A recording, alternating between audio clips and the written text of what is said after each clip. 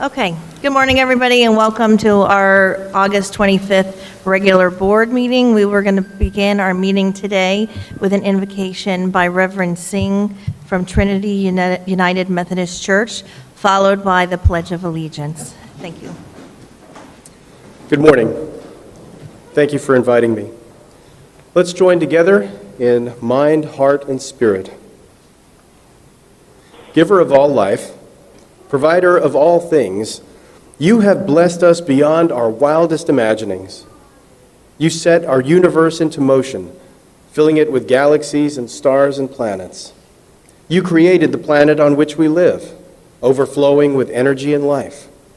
You have given us a great nation and a great people, a people created equally, a people committed to a vision of life, liberty, and the pursuit of happiness.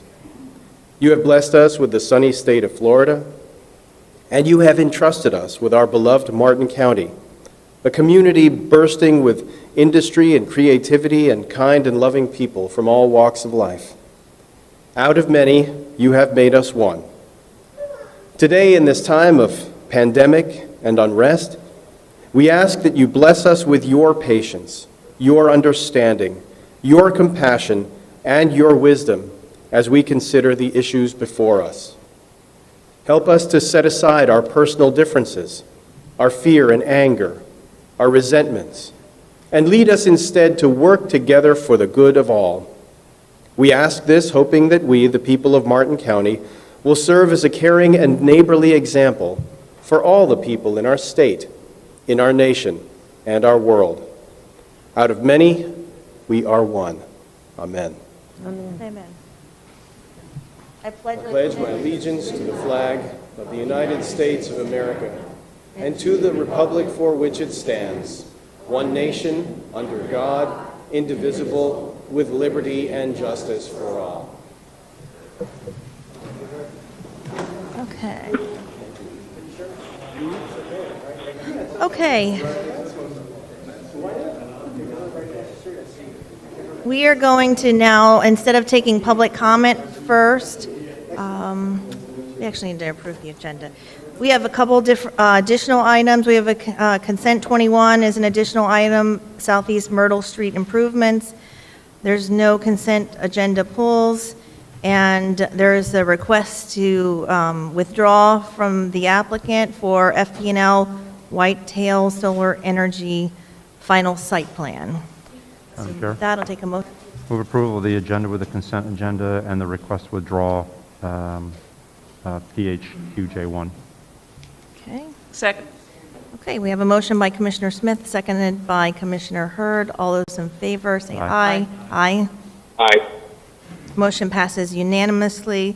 Now we're going to move, prior to public comment, to consideration to adopt a resolution of support for the Trooper Joseph Bullock Memorial Highway. Is anyone introducing, or do we have just our speakers? We have two representatives here from the Florida Highway Patrol. The board will remember that Trooper Bullock was fatally injured, if you will, on I-95.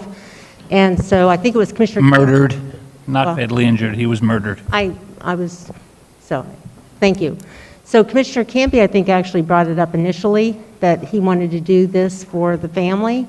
And so we have moved forward with that request. Ms. C.U. Perger was working with the Highway Patrol to bring this to fruition. So with that, I'll turn it over to the two individuals. Good morning. My name is Captain Ryan Lloyd, and I'm the district commander here on the Treasure Coast for the Florida Highway Patrol. As many of you are aware, on February 5th, 2020, our Treasure Coast community was dealt a tragic blow when Trooper Bullock was murdered in the line of duty on I-95 in Martin County. Trooper Bullock served the Treasure Coast region for 19 years, and he was the first law enforcement officer known to have been lost in the line of duty within Martin County. To this day, his family, his loved ones, and the community continue to grieve through the process while trying to accept the senseless circumstances surrounding his death. Trooper Bullock paid the ultimate sacrifice while serving the citizens of the state of Florida, and most noteworthy, the citizens of Martin County. Long before Joe's death, Florida Highway Patrol Major Robert Chandler, the Troop L commander and someone you're going to hear from here in just a few moments, spearheaded an initiative statewide to create roadway designations for all fallen Florida Highway Patrol members in Florida. To date, 49 Florida Highway Patrol members and 2 Florida Highway Patrol canines have paid the ultimate sacrifice while performing their duties as state troopers. Little did we, I, or anybody ever know or suspect that part of that project would be here locally on the Treasure Coast when Trooper Bullock was murdered. Immediately after Trooper Bullock's death, during the months since, our agency has received an outpouring of love and encouragement from the Treasure Coast community, and I cannot thank everybody who's listening to this broadcast and is in this room for the support that you've shown to the local troopers. 2020 has been a difficult year. We've been dealing with the death of Trooper Bullock, we've been dealing with a global sickness pandemic, and we've been also dealing with periods of social unrest. And the troopers and all law enforcement in Martin County are out there trying to do the right thing and make this a safe community. Trooper Bullock's roadway designation, if approved, shall be an honorable token of his 19 years of service and the dedication that he displayed as a state law enforcement officer. The designation shall also be a token of appreciation demonstrated by the Martin County community towards the sacrifice for which he ultimately paid. It'll be a lasting memory of what he did as a state law enforcement officer, and it may also provide possible inspiration for those who may wish to follow in his footsteps as a public servant. I just want to take a moment to thank the commission, this honorable commission, for allowing me to speak, and I'll turn it over to Major Robert Chandler. Thank you. Thank you. On behalf of the Director of the Florida Highway Patrol, Colonel Gene Spalding, I want to thank the Commission for their support of this resolution. Captain Lloyd pretty much summed it up, but I want to go a little bit further. Our relationship with the citizens of Martin County, the Sheriff's Office, Sheriff Snyder, has been outstanding. He made Trooper Bullock and the Florida Highway Patrol part of his family at the Martin County Sheriff's Office. It's been overwhelming.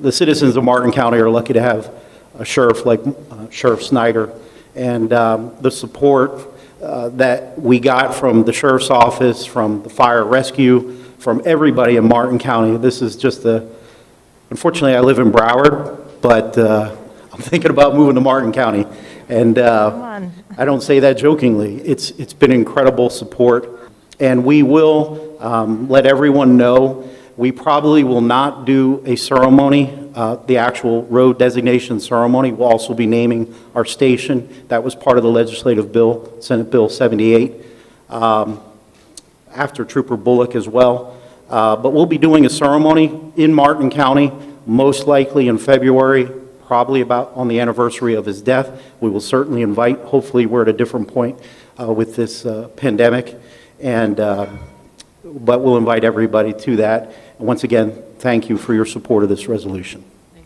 Thank you.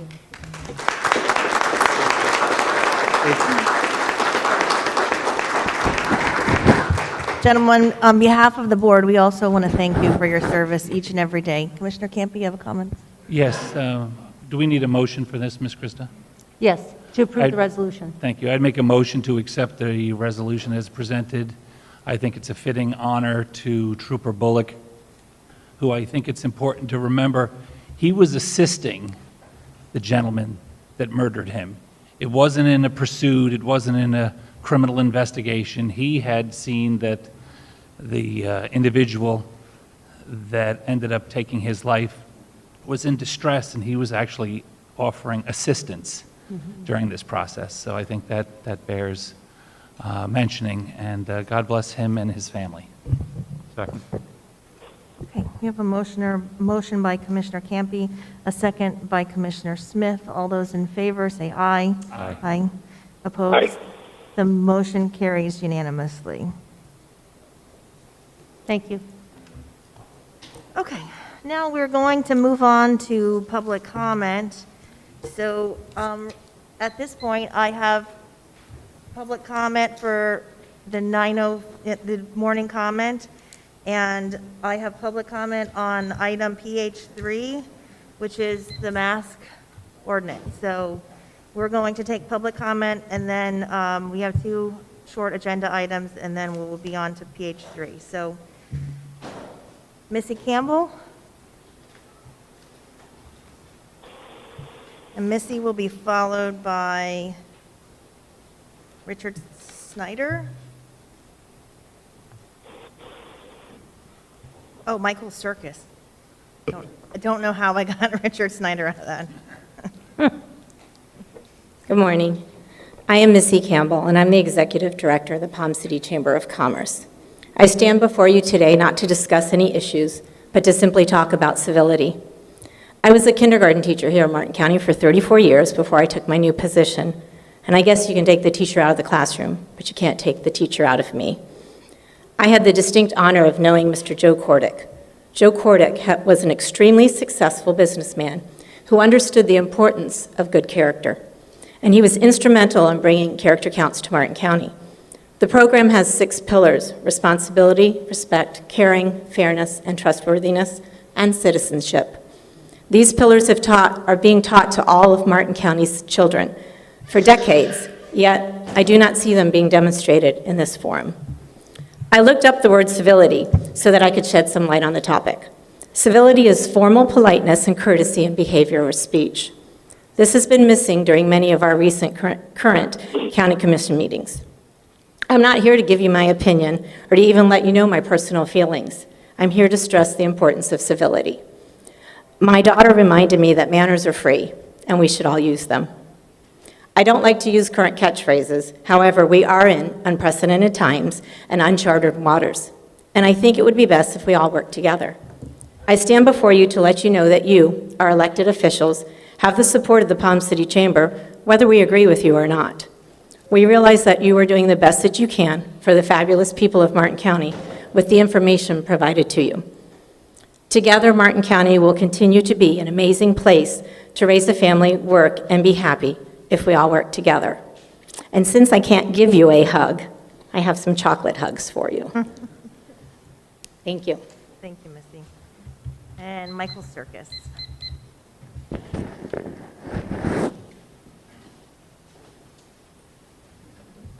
Good morning. Mike Circus, Palm City, Florida. Just last week, the state of Florida released their unemployment numbers for the month of July. It's 11.3%. That's more than 1 out of 10 people in Florida that currently don't have a job. We're currently still in the midst of a moratorium on evictions because of the fear of the homelessness is going to spike because of people that aren't able to make their mortgage and their rent payments. And this commission itself rightfully had praised the copious amount of private food donation organizations in the county who made sure Martin County residents had food in their bellies when we were short in the stores and we were short on cash, at home begging and praying to have a job the next day. So I'm curious, rhetorical question, I know you can't answer right now, but what conscionable type of justification you have to raise property taxes 4.1% next year? Seriously, home values didn't raise 4.1%, they raised 2.3%. That's a slap in the face. That is an insult. We're sitting here trying to figure out how we're gonna keep the lights on in our house and you're gonna take more tax money? $56 million increase in expenditures from this county in 24 months. It's over $2 million a month extra year over year. That's insane. Any private organization today would be closing their doors, which is something you should all recognize because there's restaurants in this county that you all ate at for the last 30 years that shut their doors because they can't make their bills. Now, if you think that's an insult, take a look at the bill, or take a look at the budget itself. 516 pages. I bet the $6 in my wallet that outside of Taryn and George, nobody else in this room has actually read that budget. All 516 pages of it.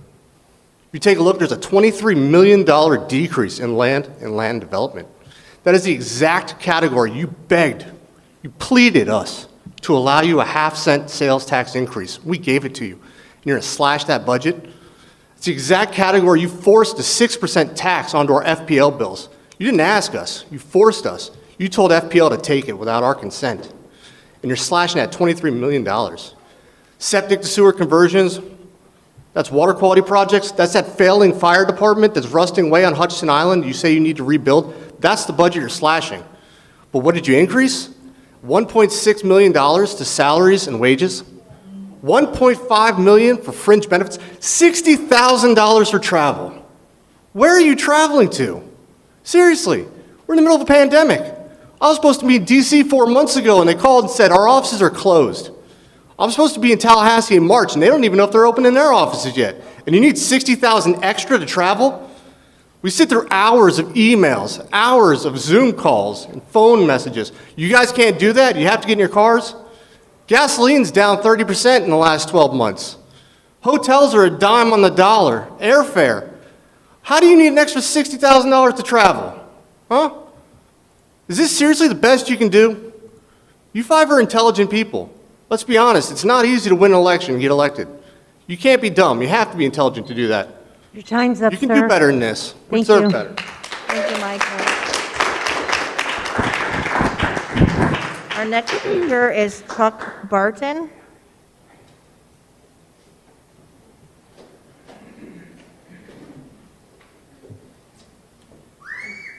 Morning. My name is Chuck Barton. I was here 2 weeks ago to make an attempt to describe the relationship between these masks and hypoxia.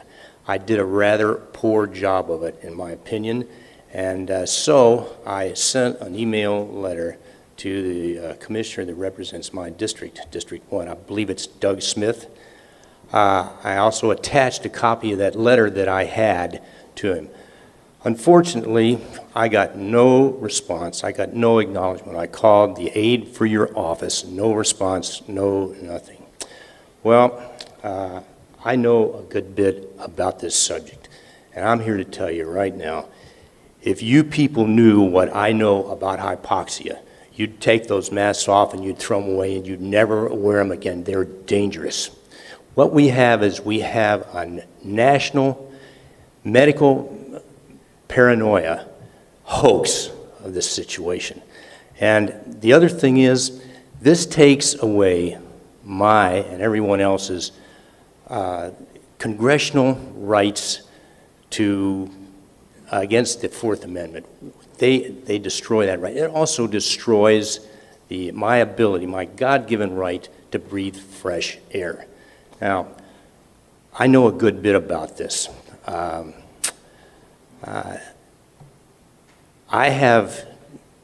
served 2 combat tours in Southeast Asia during the Vietnam conflict. I laid my life on the line twice to do that, to protect our rights and the values that we have that I cherish, that so many people take for granted. It's not something that I want to do, but I'm here to tell you that if you pass this mandate, I don't want to do it, but I'll lay my life on the line to protect my rights.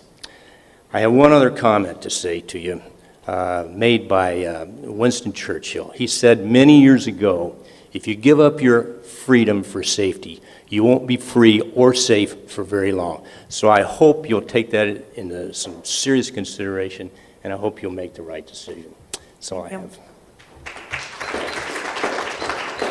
Our next speaker is Patricia Rose.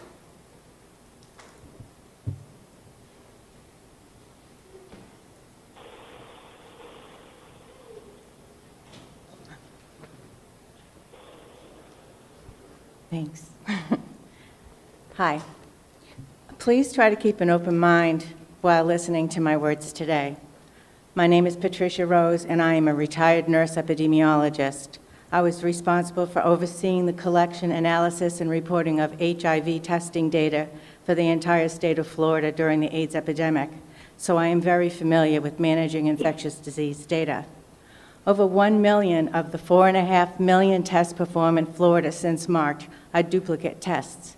This is important as these duplicates bring the overall positivity rate down. Let's say someone tests as a negative 9 times and their 10th test is positive.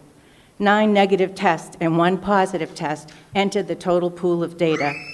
We get a 10% positive for a 100% positive person. This is an oversimplification, but shows how one of the current factors gives us an inaccurate impression of what is happening as far as COVID-19 in our community. We need to be prepared. Schools are now open. All the holidays and family gatherings are just around the corner. Seasonal residents will soon return, either vulnerable to becoming infected and then transmitting to others, or bringing the infection here with them. Before our recent mask mandate, our county had a 23.8% positivity rate for current testing results. 4 weeks of the mask requirement brought that rate down to 8.6%. Now, just 2 weeks since no mask requirement, and already we can see changes. We have increased from 8.6 to 11.5 and now 12.6%. And these numbers include the duplicate tests, so we know it is actually higher than that. As soon as the mandate ended, many stopped wearing masks. People come from surrounding counties with mask requirements in order to shop here without needing one. By contacting many local small businesses, I have observed that although their staff may be required to wear masks, they are not comfortable requiring customers to do so without a mandate. A public health matter should not be left up to business owners. The Commissioner's website states their purpose is to, quote, protect the health, safety, and general welfare of Martin County residents, unquote. So this is exactly the job you accepted when you took office. This is a public health issue, not a political one. The mask mandate made a difference, and you have the ability to prevent future cases of COVID and the deaths that follow. Please reinstate the mandate. Thank you. Our next speaker is June Kinder.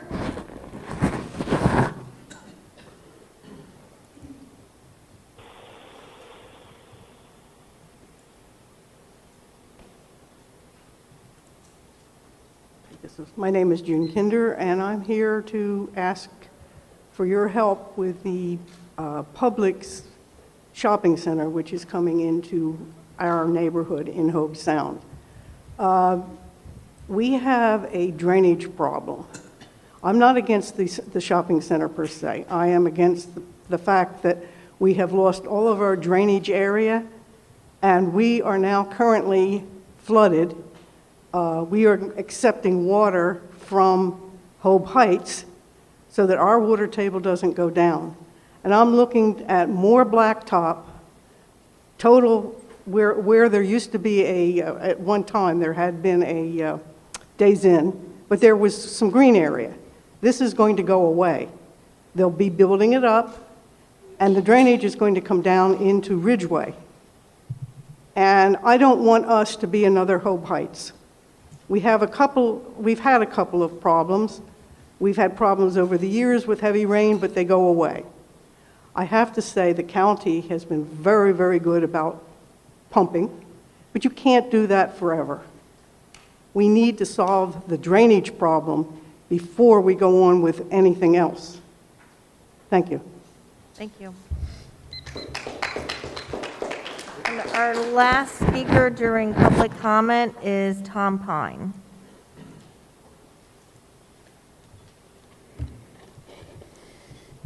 Good morning, Commissioners. My name's Tom Pine. I live in Jensen Beach, Florida. The recent re-election of District 1 Commissioner Doug Smith was a little less expensive than past elections, according to the article in the Stewart News, August 15, 2020. Smith states he typically spends about $200,000. Sir, please keep your comments to the board. I beg your pardon? Your comments need to address the board in general. We don't call out one commissioner over another. Thank you.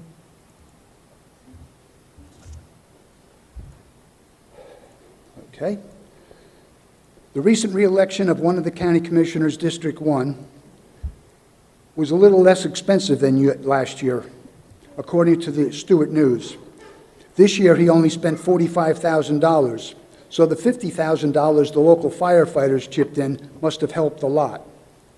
They also chipped in $1,000 each to the two commissioners that had no one running against them. I guess a little thank you in advance for their new contract coming up. That'll put them on closer to a par with West Palm Beach. Why West Palm Beach?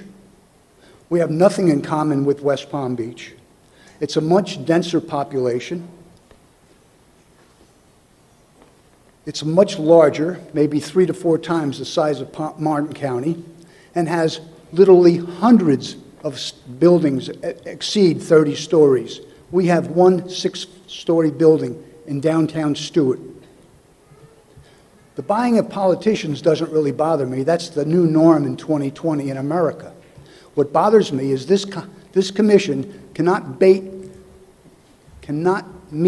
the minimal demands of safety in Martin County. Crosswalks, Minimal. How much more minimal can it be, and we still can't get crosswalks? At the recent State of the County address, the county administrator was falling over herself, praising all the safe crosswalks being developed in Martin County. Well, I can show you hundreds of streets on main roads that haven't had crosswalks in decades, starting Indian River Drive, Savannah Road, although today it's being repaved and someday it'll be finished and hopefully crosswalks, I've been told, will be put there. Jensen Beach Boulevard, the part that's not controlled by the state, still no crosswalks. Throughout the county, this is not just a Jensen Beach problem, it's a county problem. Crosswalks. As more and more people drive through red lights and stop signs on a regular basis in Martin County, crosswalks are more important than ever. If you're hit by a car in a crosswalk, you have some legal protection. If there's no crosswalk, you don't have that protection. Sir, Thank your you for your time's up. time, and have a nice day. Okay. That was our last speaker form in general public comment. I'm going to move on to. We have 4 people with raised 4 hands people on on Zoom. Zoom? Yes, ma'am. Okay, go ahead.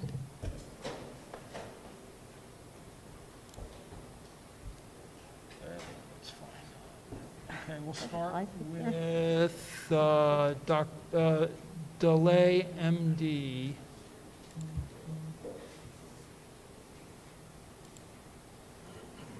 Good morning. My name is Dale. I'm an emergency physician at Pippin Clinic in the Martin Health System. I just wanted to give some insight into the discussion regarding the mask. Many of us in the healthcare community have been through the peak of the COVID pandemic. The numbers are improving. That is encouraging. I do believe that the mask mandate did help. There, of course, is a big discussion in regards to personal rights and freedoms. As a first-generation American who emigrated from Vietnam, whose family and lost a lot of freedoms, I definitely understand the debate regarding the personal freedom. However, this is more than personal freedom issue. This is regarding the health of the general community. It is not a sacrifice to wear a mask, especially if I wish people can see what I have seen when I have to go in and intubate a patient who cannot breathe, and that the family, I wish they could see the anguish that the patient has to go through. I don't want to make this an issue of political, but I think the most pressing issue is the public health. Not only that, I want the board to recognize that this is also an economic issue also. I have been in communications with people who want to come down during the winter to rent, and they're very skeptical of the numbers, the infection rate in Florida. Yes, things are improving, but the numbers show that Florida is still among one of the main infection risk sites. Sir, your time's up. Thank you.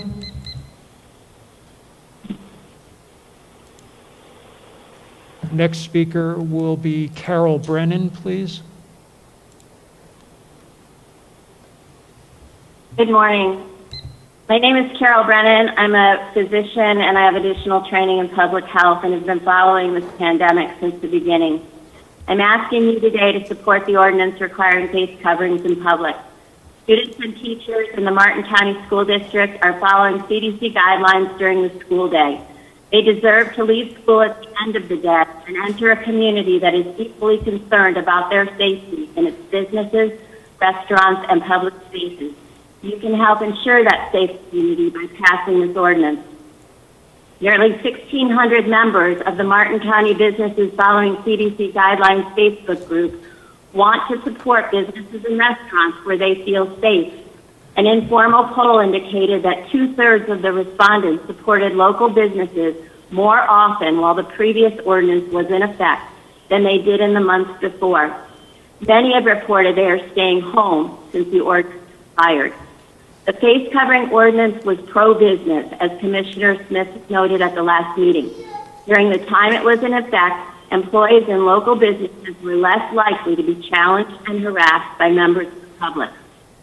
Most large retail chains are requiring face coverings for the next several months. People looking for safer alternatives will choose to go to those stores rather than small local businesses that do not require face coverings. At the last meeting, a commissioner suggested it is not the job of the Board of County Commissioners to help local businesses, but doesn't a favorable business climate strengthen our community? When the pandemic began in the spring, hospitalizations and deaths were understandably the most important considerations for deciding on interventions. Flatten the curve and avoid overwhelming our healthcare resources like we saw happen in New York City. Schools and businesses closed and people were encouraged to stay home. From mid-May through June, as things reopened, with 2 additional precautions being taken, we experienced an escalating rate of infection throughout Martin County that once again threatened our healthcare resources. New cases nearly quadrupled during the weeks before the first ordinance was finally passed. It took weeks after that before we finally started to see the positive effects. Unfortunately, the lack of foresight to realize what was needed in order to extend the ordinance left no option but to allow its expiration. With schools now open and flu season about to begin, please do not get complacent about test positivity numbers that seem to have dropped below 10%. There is every reason to continue to try to decrease community spread. The Florida chapter of the American Academy of Pediatrics recommended a positivity rate less than 5% for 2 weeks as a benchmark for safe school reopening. The school board ignored that recommendation and had to quarantine almost 300 people in the first week after schools opened. New information about COVID-19. Ma'am, your time's up. Thank you. Thank you. Next speaker is Robin. Robin, could you please... Hello. Wait, could you please state your full name? Yes, can you hear me? Yes. Can you hear me? Yes. Yes. Hi, I'm Robin Cass. I'm a physician in the community, and I just want to speak again in favor of the mask mandate. A few points that I want to reiterate is that asymptomatic spread is real. People who don't know that they have symptoms or before they get sick are the ones who readily spread this disease, and that's why masks are so important. I think it's especially important to know that wearing masks is a small thing to do to keep everybody safe, and especially with school reopening and more people being out in our community, it's essential that we do everything, even this minor thing of wearing a mask out there to protect each other. And I know everyone likes to appreciate the fresh air, and when you're out and about outside on taking a walk or a hike, you can breathe all the fresh air you want. But when you're in close quarters with somebody else, you should wear a mask to protect them, and they should wear one to protect you. I'm happy to see that the trend of infection is down, but it's still pretty high in the state of Florida. And it's only a matter of time before it goes back up, since people are not taking mask wearing and social distancing seriously, and we are going out more in the community. If we want to stay safer and still have activities to do and stores to go to, we need to wear masks. It's good that the hospital numbers are down, but I don't think we should focus just on the hospital numbers. We've had 112 people die in Martin County. We're not a very big county, and 112 people is a lot. But additionally, there's long-term disability and sickness that we don't even begin to understand at this point in time. Myocarditis, chronic lung disease, there are people who have strokes and heart attacks. People are going to be sick for years and years and years. And you don't want to just blow this off as a hoax or a flu and we'll get over it, because you don't really know how many people are going to be sick 5, 10, 15 years from now because their heart's been damaged. There are professional athletes who can't even play their sports because they've had heart and lung damage. So finally, I just want to say, please pass the mandate for everyone's safety. And I think it will promote a better lifestyle and more people going out in the community and going to businesses if they feel safer. In fact, I was joking, and I'm sorry to say it, but I think one of the most unsafe places to be is in the Board of County Commission meeting right now, because I went to the last 4, and most of the people don't wear masks, and I felt that that was the most unsafe place I've been. So hopefully everybody will take care of everybody else and wear a mask. Thank you. Next speaker is Dr. Moriarty. Hi. Hi, can you hear me, guys? Yes, sir. Hi, guys. Dr. Brian Moriarty here, and I'll keep this real brief. The rates in Florida are way down, guys. They are way down. In about 6 weeks ago, we were over 15,000 cases here in Florida. Yesterday, just over 2,000. Martin County, same trend. We were way up there, over 100 cases a day. Yesterday, we had 8. I check that dashboard every single day religiously. And you guys cannot ignore the trend that is going down. Down with hospitalizations, down with deaths, everything going downward.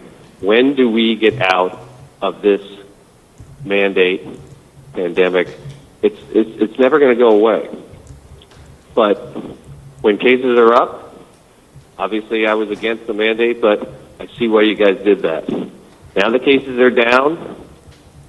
Certainly seems like this would be a good time to not have a mandate and to help heal this community.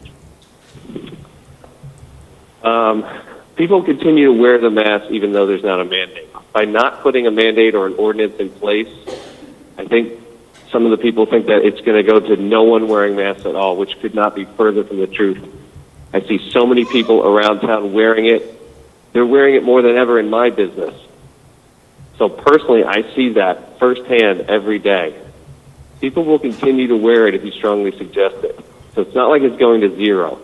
But what will happen is the divisiveness will finally end in this fractured community that was ripped apart when this thing was put in place. We're on the right trend. You can always revisit this later and reconsider an ordinance down the road if the numbers don't agree. But right now, with everything very low, I think a strong recommendation is the continued course for me to recommend. Thank you, and God bless.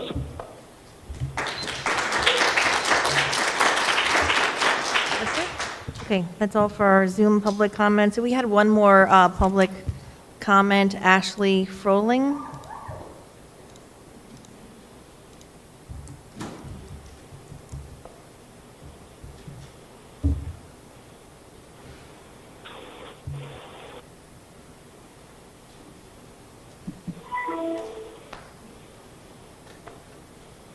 Hi, thank you so much for letting me come speak. Obviously, we have quite a crew in tow today, so I appreciate you bumping me up. I kind of come to a little different conclusion than I think the lady who spoke, who was a nurse. And just going to say that all of what I'm going to say is based on your dashboard. So looking at the data since August 7th, it appears to me that we're in a good place for COVID in our town. We have had 0 deaths from COVID in the last 3 days. Our hospitalizations from COVID have continued to remain a fraction of the total hospitalizations. Our positivity rate has continued to remain lower than the target 10% that was recommended by the state And we broke through that barrier on July 26th. So we have continued to decline in the positivity rate, with the exception of the 16th, 17th, and 18th, if you can see, where there was also a huge number of decline of total tests that were performed that day, assuming that that is actually lowering the overall positivity rate. So I personally don't see any reason to reinstate the mandate. And actually, to echo Commissioner Hetherington's concerns from the last meeting, that I think in doing so will actually impede the healing that our community is going through right now, as we recover from the cultural divide just caused by the mass debate itself. So, though it's still not clear, and I hope you guys will address this today later on, what benchmarks that y'all are using for measuring success against COVID, but what we do see is that in St. Lucie County, Indian River County, and Martin, as well as the overall numbers in the state, the positivity cases are currently declining. And you can look back at that on the website itself. You can see the percentages. Also, I have one point about the website. In the archived daily report, is it possible to include like a screenshot of the live daily data that's also on the website? So we've got that nice, beautifully organized, detailed data, but the PDF doesn't include any of the past daily data. And I think, we're right now revisiting, trying to figure out if a mass mandate is necessary. It would have been really helpful to be able to look at, what did the early month of August look like from that broken down data that is presented daily.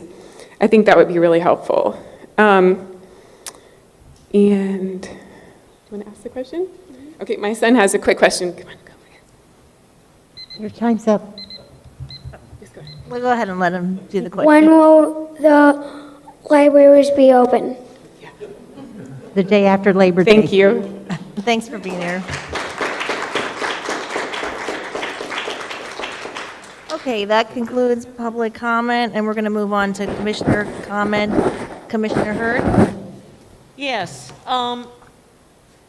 There was a letter sent to Chairman Jenkins perhaps last Friday. It's from a group called the Friends of the Rupert J. Smith Law Library of St. Lucie County. And it's a request for Martin County to join in with St. Lucie County and Okeechobee County and Indian River County for a law library. There's an attorney who sent the letter. His name is James Walker. He's from Fort Pierce. And he included in this that there's in the 19th Circuit, which is what we are in, that there's only one law library left in the circuit, and that's in St. Lucie County. And that is patently false. Martin County, to my knowledge, has always had a law library. Maybe until about somewhere between 10 and 15 years ago, it was housed in the courthouse. And it was, we made the decision to move it into our library system some years ago. It was underutilized. I think that some of the people who we would wish would avail themselves to the services in the law library were perhaps intimidated to go to that law library at the courthouse. So we moved it into the Blake Library. And we provide online services, and also local attorneys volunteer their services to customers. And our usage has gone from it's increased by tenfold. We have at least 800 users annually. So it's a success in Martin County. Our law library is organized under an ordinance. And we have representation. We have a law library committee. I sit on that committee. It's composed of a Martin County commissioner, a local judge, 2 members of the bar, and our clerk, currently Carolyn Timon. So we feel that it's a remarkable service. It's very well utilized. It's affordable. Like many things that we do in Martin County, we do it better than anybody else. So it is a service that is an unbelievable value. I don't think that we can possibly increase our the services that we provide by joining with these other counties. So the Law Library Committee had a meeting yesterday, and we voted unanimously to retain our ordinance and to retain our law library. And so I'm just asking you, did you send this letter this packet to the other commissioners? I did not. I was waiting to see, Commissioner Jenkins and I actually talked about it. We were going to see how to proceed before we set up a meeting, because that's what this gentleman had asked for. No, I did not. Okay. But I did send it to Carolyn. Okay, I can certainly understand if you need more information, but just be aware that we discussed it thoroughly yesterday at the meeting and decided unanimously to not pursue this, but rather to retain our extremely valuable local law library. Yeah, so what I would like to do is, Commissioner Jenkins and I, having talked about it, would like to send a letter in response to this gentleman and make him aware that the Law Library Advisory Committee has made this recommendation, so at this time, we don't feel that there's a reason for a meeting. Okay, all right. I see Commissioner Jenkins shaking his head. Thumbs up, he just gave us. Okay, that's all I have. Thanks. Okay. Commissioner Campy? Nothing? Commissioner Smith? All set. Commissioner Jenkins? Yes. Commissioner comments? No, I completely agree with Commissioner Hurd and think we should send a letter to thank them. Okay. Do you have anything in addition to Commissioner comments? No, thank you. Okay. Good. All right, I have a... Sorry I'm not there. I'm not feeling 100%. That's why I'm not there. That's all right. We will miss you today. Okay, I have a couple things. One, to commemorate the 100th anniversary of the 19th Amendment and women's constitutional right to vote. Buildings across the country are going to be lit up in purple and gold tomorrow, August 26th. So here in Martin County, we have the Public Safety Complex on Monterey Road and the fountain at Indian Riverside Park, that the lighting will be projected purple, as well as a couple other locations within the city of Stuart. So thank you to Ms. Kristen and General Services for getting that together on a rather short notice. And I'm sure many of you have heard, Census 2020 is well underway. Of course, COVID has really changed the way things have been done and extended the deadline. The deadline is October 31st. Currently, Martin County is reporting at 65.8% response rate. In 2010, our response rate was 78%. So we have a ways to go still, just to meet an equal level of reporting of 210%. And what does that mean? So in 2010, our 78% response rate sounds, okay. However, that response rate, had we just increased it, that 22% non-response means about $56.6 million of federal dollars coming to Martin County. So, and those are things like Pell Grants and roads and sidewalks and school meals for children. So it's really, really important that we, if you haven't done the census, that you can go on census2020.org and fill it out, and our community partners, if they can help us get the word out on that. So we would certainly appreciate it. And one more thing, we approved this morning on our consent agenda to dedicate an STA in Martin County in honor of Rhett Keene, who was well-known engineer and designed many projects. And I know Mr. Capra is here, not expecting me to probably put him on the spot, but would you be able to just briefly describe some of the very important projects that Mr. Keene helped us with in Martin County? And I think that that illustrates just the unique and hard work and how well-deserving this naming of this SDA.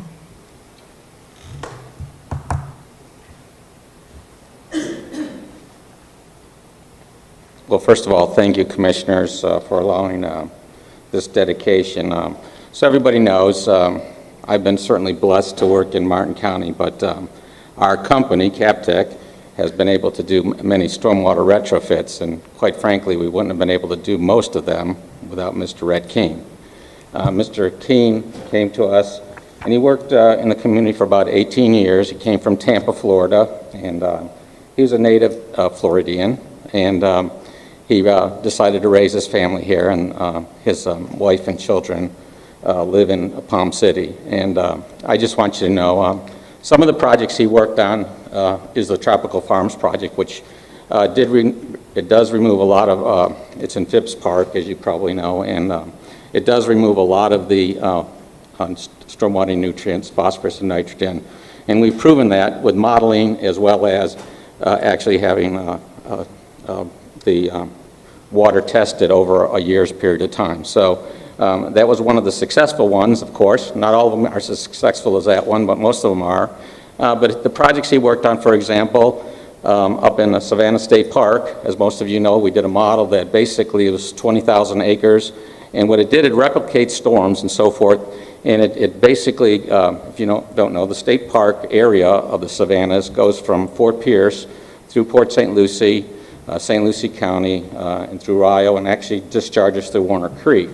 And basically that model that Rhett put together basically can replicate a storm and can tell us where we're having problems and what to do to solve those problems. So a lot of what he did was model projects and so forth. I can tell you he also worked on the septic to sewer program, about the 24 communities, and ranked those for the county, and you are following that program now as far as getting all these septic to sewer projects put in place. So Rhett was a big influence on engineering in the community.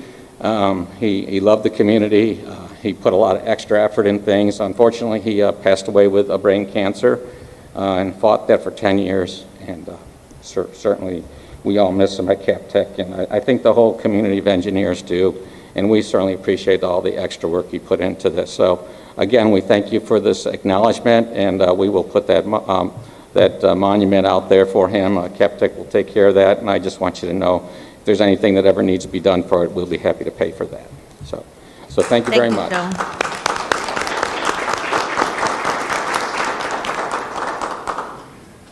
Okay, now we're going to move on to public hearing number 1.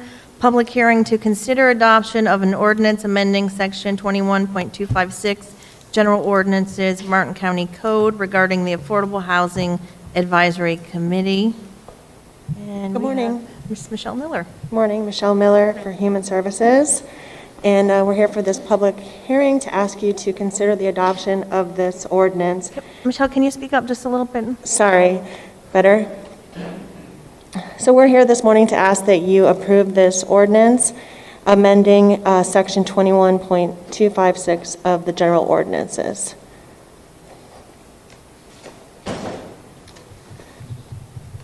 And in this amendment, it would be required that one local elected official would serve on the SHIP AHAC committee, and that instead of a triannual review of our annual report or our reports to the State Housing Initiatives Partnership, that's submitted annually.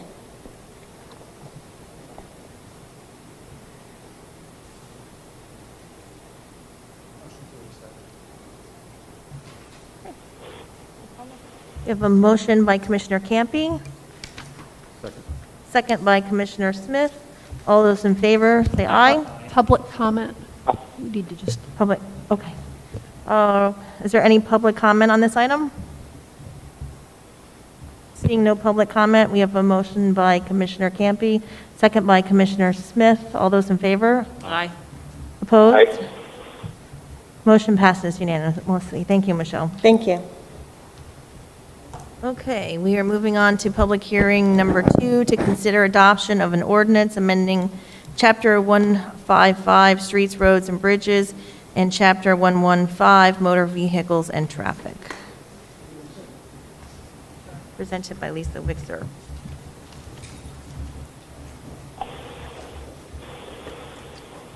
Good morning, I'm Lisa Wixer, I'm the county engineer. You have to speak into the mic, Lisa. I'm Lisa Wixer, I'm the county engineer, and I have a short presentation for you.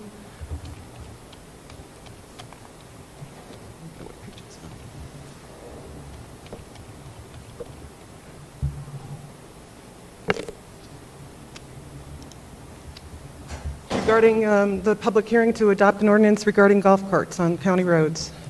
Just as a reminder, currently the statutes allow low-speed vehicles on all county roads that are posted 35 miles an hour or less, that have the required safety equipment, that they're registered and insured, and they can operate and are operated by a licensed driver. The statute also allows the board to designate the road for use by golf carts, which are not low-speed vehicles. They only run about 18 to 20 miles an hour.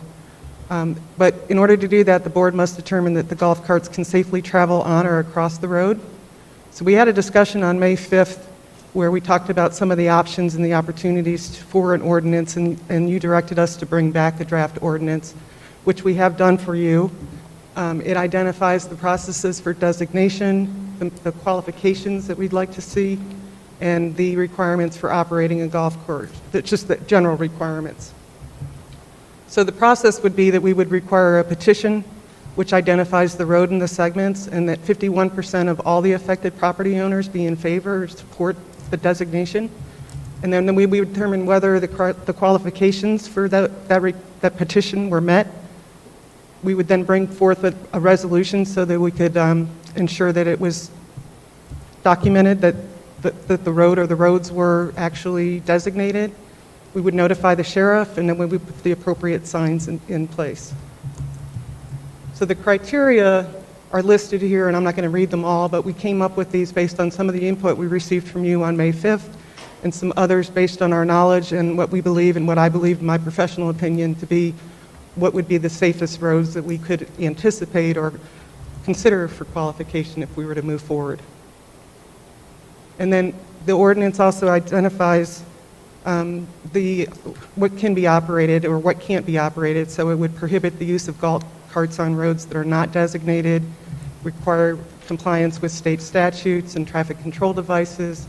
We're asking that you consider that the operator possess a valid driver's license and ensure that anybody that's in the golf cart is seated, and that it's limited to the number of occupants and that doesn't block the flow of traffic. So again, as a reminder, in May, we noted that there were no actual citations for anybody riding a golf cart on a local road. The only citations that were issued involved riding a golf cart on a major highway or becoming involved in a collision. 3 written warnings were issued in that time frame. So if you do consider to adopt this ordinance, I think there are a lot of unintended consequences, which we've listed here. And in speaking with the sheriff's office, and in my professional opinion, adopting an ordinance with all these unintended consequences, I don't think the unintended consequences outweigh the benefit of the ordinance. So for that reason, we're recommending that you just encourage people to use the low-speed vehicles and not adopt an ordinance today. Okay, thank you. Anybody have comments? That concludes my presentation. Comments from anyone? Is there any public comment on this item? Frank McChrystal.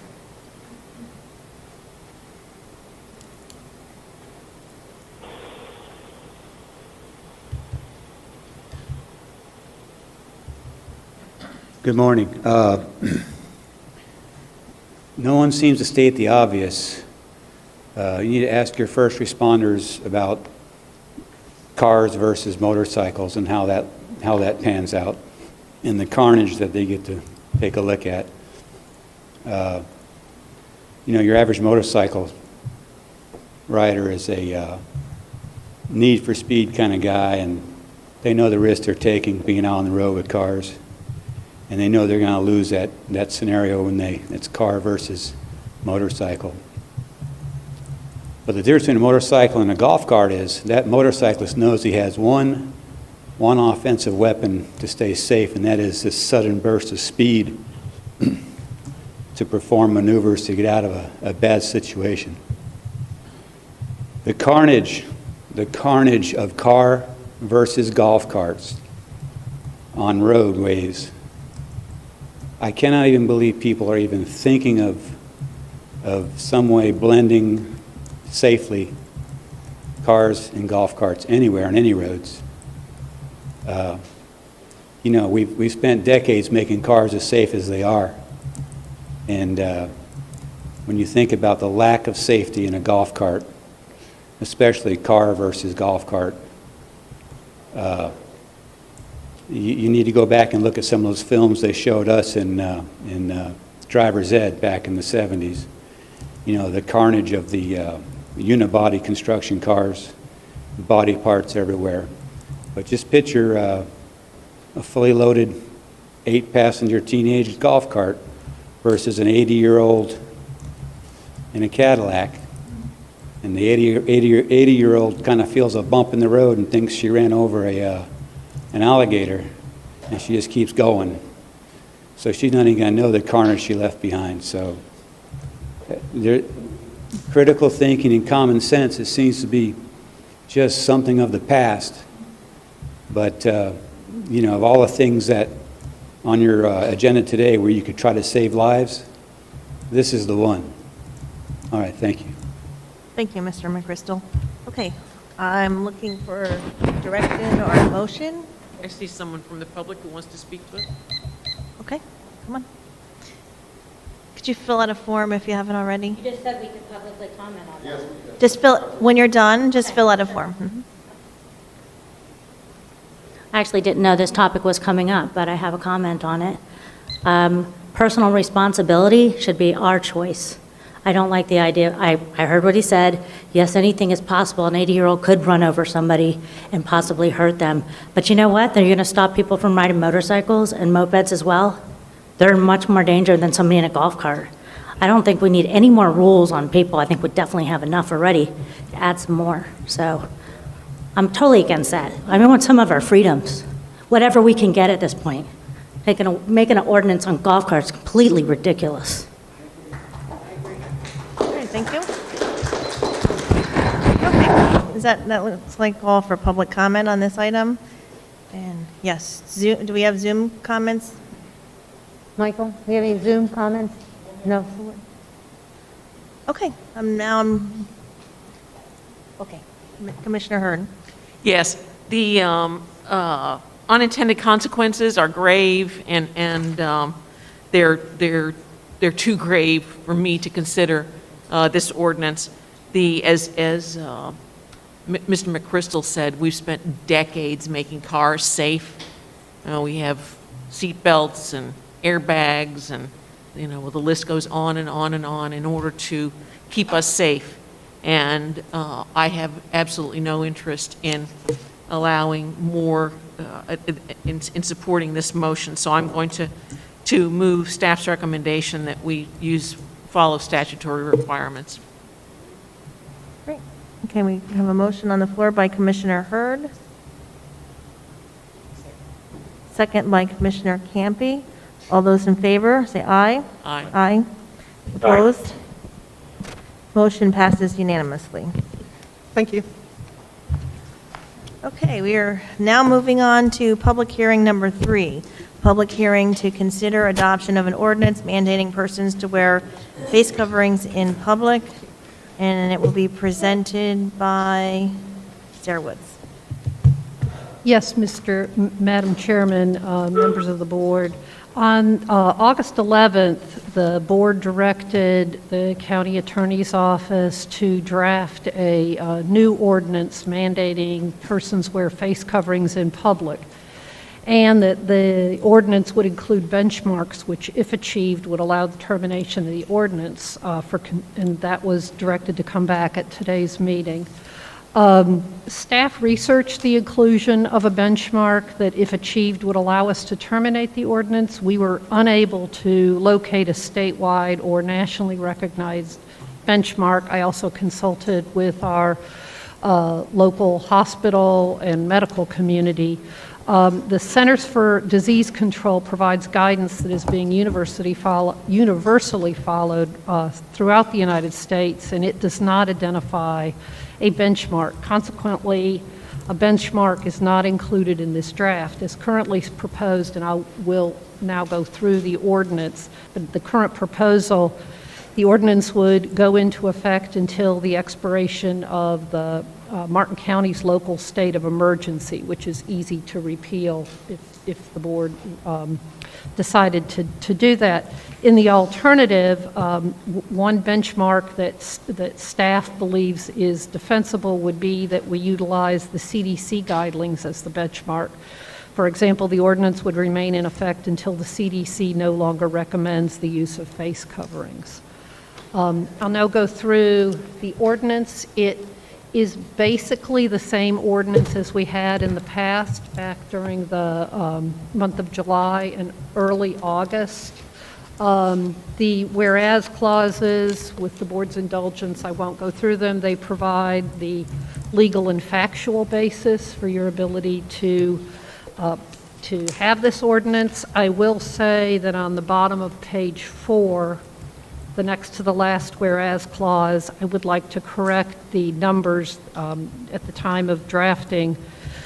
Those were the numbers, but now Martin County has 4,091 positive COVID-19 cases and an overall cumulative positive percentage rate of 14.78%. Then moving on to page 5, and I will say that the changes that we made was in order to provide clarity after our experience with the previous. So we added to section 1 in part 2, persons must wear face coverings in public as follows. We added that language to make it more than clear, and then we added to the subparagraph 1A that there is a requirement that face covering be worn by all persons while obtaining or providing goods or services or otherwise visiting or working in any indoor place.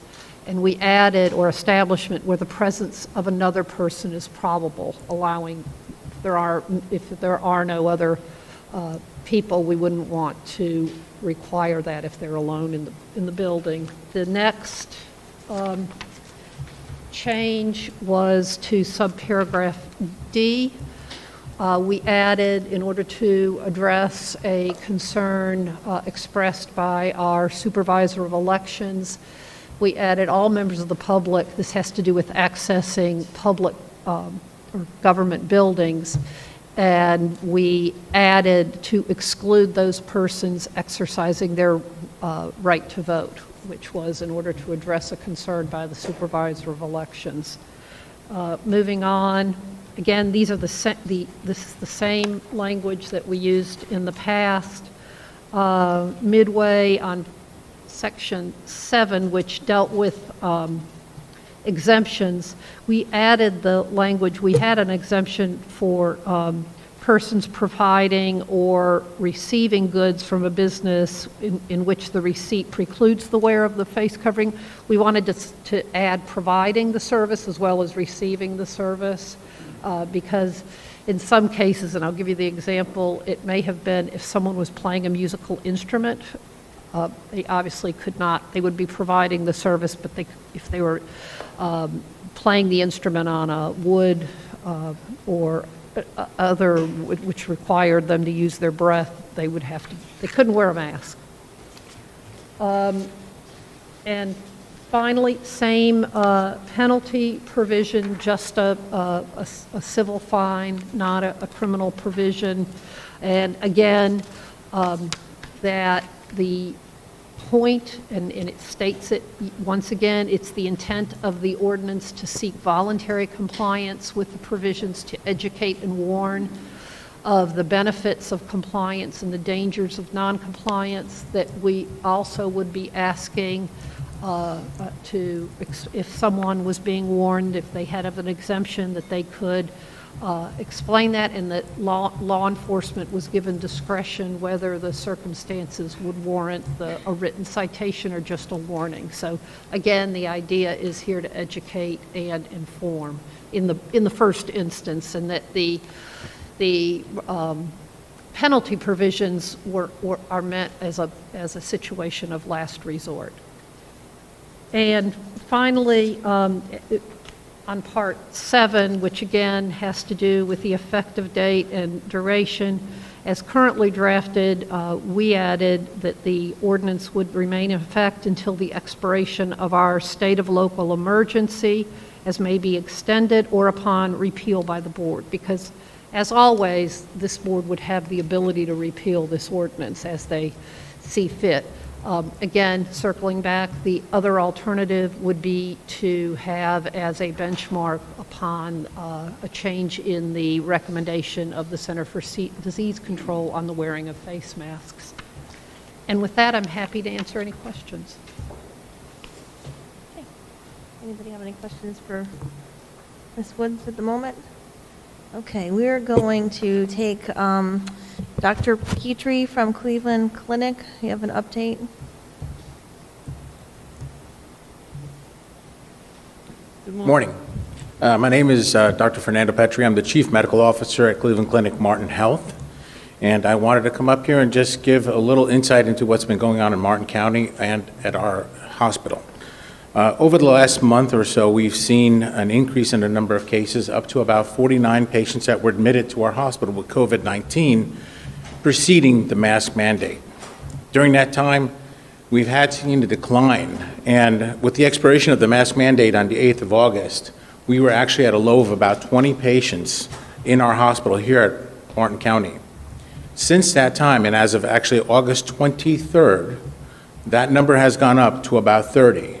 And it's been approximately 2 weeks since the expiration of the mandate. And so there is concern that there might be a direct correlation with the expiration of the mandate and the numbers climbing up. We continue to test day in and day out here in Martin County. And we are also supporting Martin County school systems by testing the children and teachers every day that are coming out in quarantine. We want to continue to support Martin County, but feel that it is imperative that the mask mandate continue because of the fact that we are fighting this virus every day. We cannot say that this is a hoax. This virus has affected many people, including our caregivers. We've had one of our cherished caregivers pass away because of this virus in our hospital. Every day, physicians and nurses wear masks for 8 to 12 hours without effect. We wear it willingly. It is part of our duty to protect the patients that we see every day. As a former member of the U.S. Army, I've served in areas of combat, and we've done things that we had to do as part of our duty, such as wearing masks for potential biological and chemical warfare. It is uncomfortable, I agree, but it is not the same thing as wearing a cloth or paper mask, not to protect oneself, but to protect one's neighbor. That is our civil duty, and is not a right or a privilege. And so we will continue to do our best here in Martin County to protect our citizens and ensure that we will continue to test everyone, and we will continue to offer health care for folks that are infected. But I implore everyone, wear the masks, continue to wash your hands, socially distance, and when you are ill, do not go out in public. Take time to get yourself tested, and with that, we will be able to effectively fight this pandemic up until that time that we can have an effective vaccine. But understand that we have flu season coming up, which is going to make this even tougher, because we will not be able to distinguish influenza from COVID-19.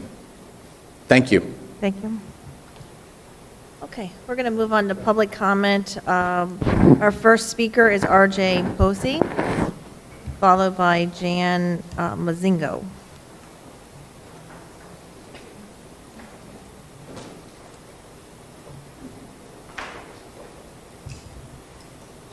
Good morning. Morning. I'm I'm RJ Posey.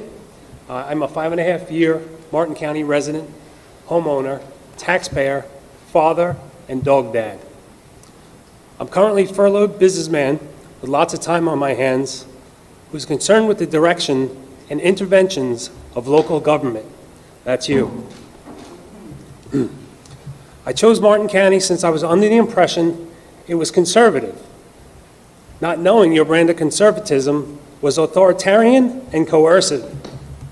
You see, I fled progressive Long Island, New York, due to outrageous taxes, progressivism, which is big government intrusion, and winters. So when I see the same thing ruining, when I see the same things that ruined there occurring here, I must stand up and share my experiences and stand against it, since this is my last stop. But enough about me. I have 3 requests of the board. Number 1, please reinstate the reading of emailed public comments at meetings so as to offer equal access to every Martin County resident. Number 2, please do not pass any ordinance, law, or mandate onto the citizenry that conflicts with our constitutional rights. Masks, vaccines, and who knows what, or what's next. Please stop incurring debt, entering into unfair, unrealistic contractual obligations with, say, firefighters, EMS, compensation packages. They should all be in line and linked to the fluctuations of local economy and associated to the median income of the taxpayers. Reminder, we are in major debt. I've shared some information that I came across stating that we're at $187 million in debt. That's arguable, I'm told. But those are my 3 requests. I present them to you with respect and also suggestions. It's very easy to point out what's wrong. There's much that's right in this county. Now let's review something that's very important to each and every one of you, as well as us. I do solemnly swear or affirm that I will support, protect, and defend the Constitution and the government of the United States and of the state of Florida, that I am duly qualified to hold office under the Constitution of the state, and that I will well and faithfully perform the duties of commissioner on which I am now about to enter. So help me God. There's proof of every one of you on the website, which is great to see, beautiful website, to where you all swear to this. I don't know, I took business law, a couple different classes. Sounds like an oral contract to me. Each one of you took this oath. Sir, your time's up. Thank you. Thank you very much. Okay, our next speaker is Jan Mazingo, followed by Fernando. Dr. Petrie? Yeah, here it is. Jan Mazingo. Thank you for the time, you guys. I appreciate it. There's so much to say, I don't even know where to start. I wish you would read the public comments because there are so many and not everybody can be here. This is probably my 4th or 5th meeting. My husband and I, my family, have attended many of them to have our voice heard. We have friends here. We feel like y'all are not listening. I received a survey from my community just this morning, and I filled it out, and I think it was regarding Martin County. It asked, how are they doing? I couldn't give them an A, I couldn't give them a B, couldn't give them a C. I don't know if I could give them a D right now. One of you is in my group, my area to vote for, and I cannot vote for you because you're not representing the people. You're not listening, you're hearing. We hear from doctors. You're listening, you start out the meetings listening from doctors from, Cleveland Health Clinic, a group outside of this state. People that are speaking motivated by money. It's a big corporation, but there's tons of information out there that's changing daily. There's tons of doctors and experts that have other information that we don't have to turn this into a crisis and bring division back into our community. Let's listen to other voices, business people. How many more restaurants have to go out of business? Businesses, even places like Steinmart. How is it that Walmart and Home Depot get to stay open and other places have to go out of business? We work with hundreds of people every week, and I'm telling you, a lot of your community is hurting. I bet the suicide rate right now is higher than the COVID deaths. And the COVID deaths are actually mixed. We know hundreds of people, many of them have now had the COVID flu. It was no big deal for most of them. 2 of them were hospitalized and actually almost died. I mean, they did so much worse in the hospital. Money. There's money. They're, we had heard their stories and testimonials after they came out. They did worse in the hospital because they were milking their insurance companies. So there's so much going on here that we have to look at. Not to mention the division, what it did to the people. Now there's good people, bad people. The bad people are the ones that don't wear the masks. Did you see this family over here, Ashley and her 3 children that came up and spoke? Those are the people that are doing well, that are going to the parks, that are going out in public, that are being free. We don't need to be held captive in here and bring more division into our community by having everybody yell at everybody and bring division. We've been here for 15 years. We've raised our family. We work with hundreds of people a week. The people that are doing well are the people that are free, and that is our constitutional right. Right now, people are being kind, but there is a move all over this country, and people are getting ready to push back and revolt. I just want to let you know, most of us will do it kindly, but we will not just bow and lay down to this. Amen. The people are good. The people are kind. They are good-willed, and I know you all are too. I like you. I wish I knew you. I wish I had you as friends. I just don't like what you're doing right now. Thank you. Thank you, Jan. Our next speaker is Robert Hess.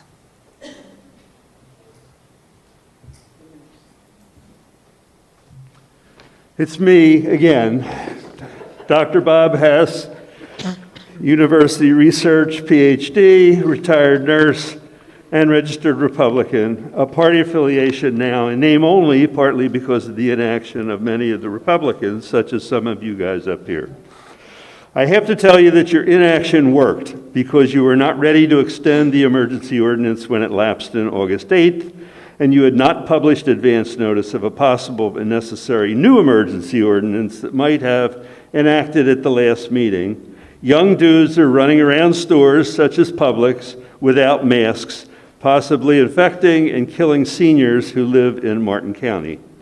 These deaths of these voters may not be inflating the stats that you're following, but they will surely affect the families who vote because their deaths matter to somebody, not just to you.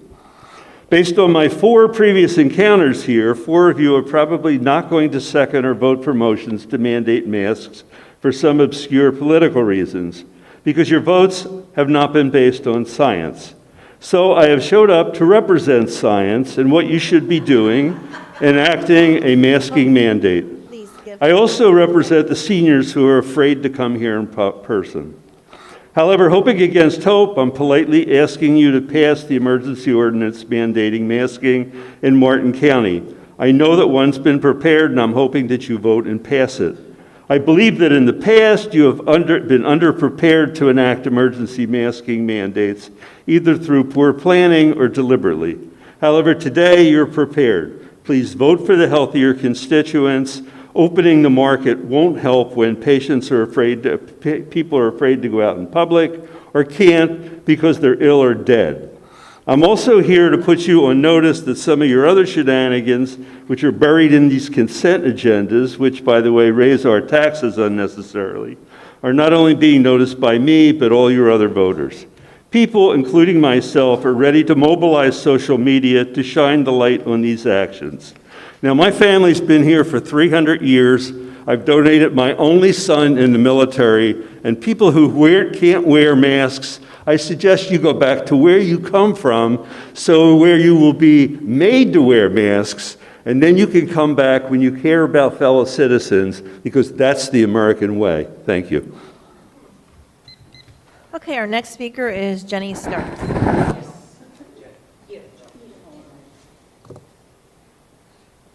Hi, I'm Jenny Starts, and I live in Hopestown, Florida. Wow, that was really hateful.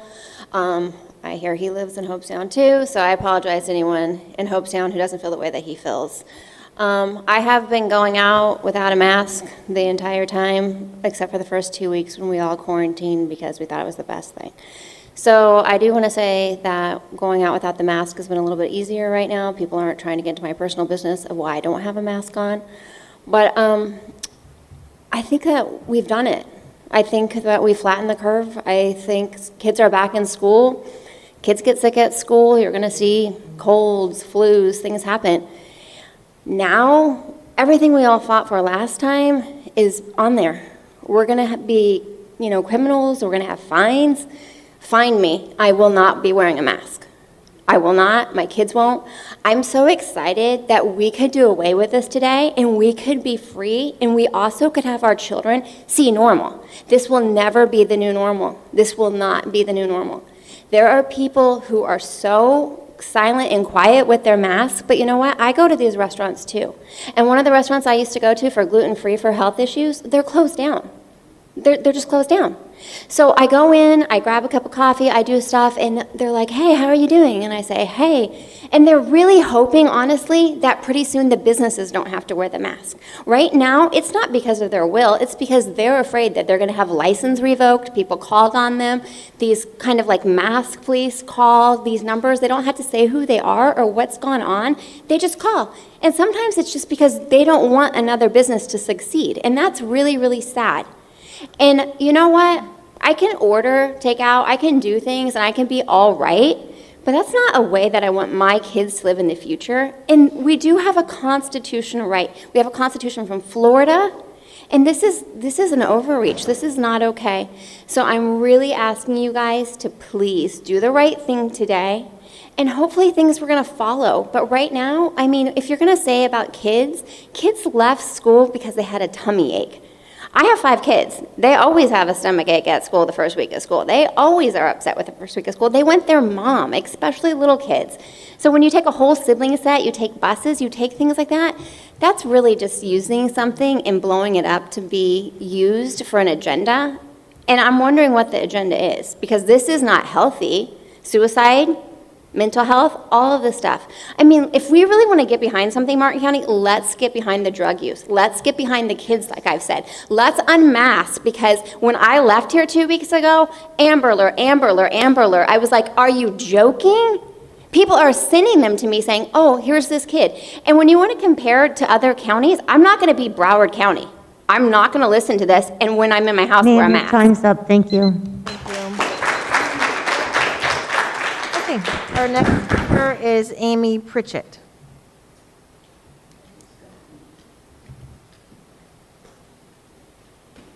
Good morning. Morning. Last night at the RNC National Convention, Nikki Haley said this week is going to be about truth. So here's the truth. The numbers are going down. You haven't established a benchmark. The attorneys can't find a benchmark. But I did hear one of the commissioners say 2 weeks ago, and I apologize for not remembering who it was, but wouldn't be allowed to say it anyway. They said, 20, 30 people is not a reason to mandate the mask. We haven't reached over 30 people a day in the 2 weeks that have passed. We haven't even come close. I had the opportunity to go back and watch some of the previous public meetings discussing the different aspects of COVID. They ranged from, let's determine how many people can ride on a golf cart. Let's close all the golf courses because we don't want any human interaction. Let's determine that we close the golf courses, but we can keep the tennis courts open. This is ridiculous. I don't want you folks to be determining where I can go, how I get there, how many people can be in the vehicle with me when I do go from place to place. And I really just want the question answered. When is this going to stop? The bar continues to be raised. We went from flatten the curve to let's not overrun our hospitals, to we're waiting for a vaccine. Enough already. And as far as what the gentleman said about senior citizens, I'm a proud senior citizen that walks around this county without a mask, and I'm not afraid. Thank you. Okay, our next speaker is Christy Mihawk.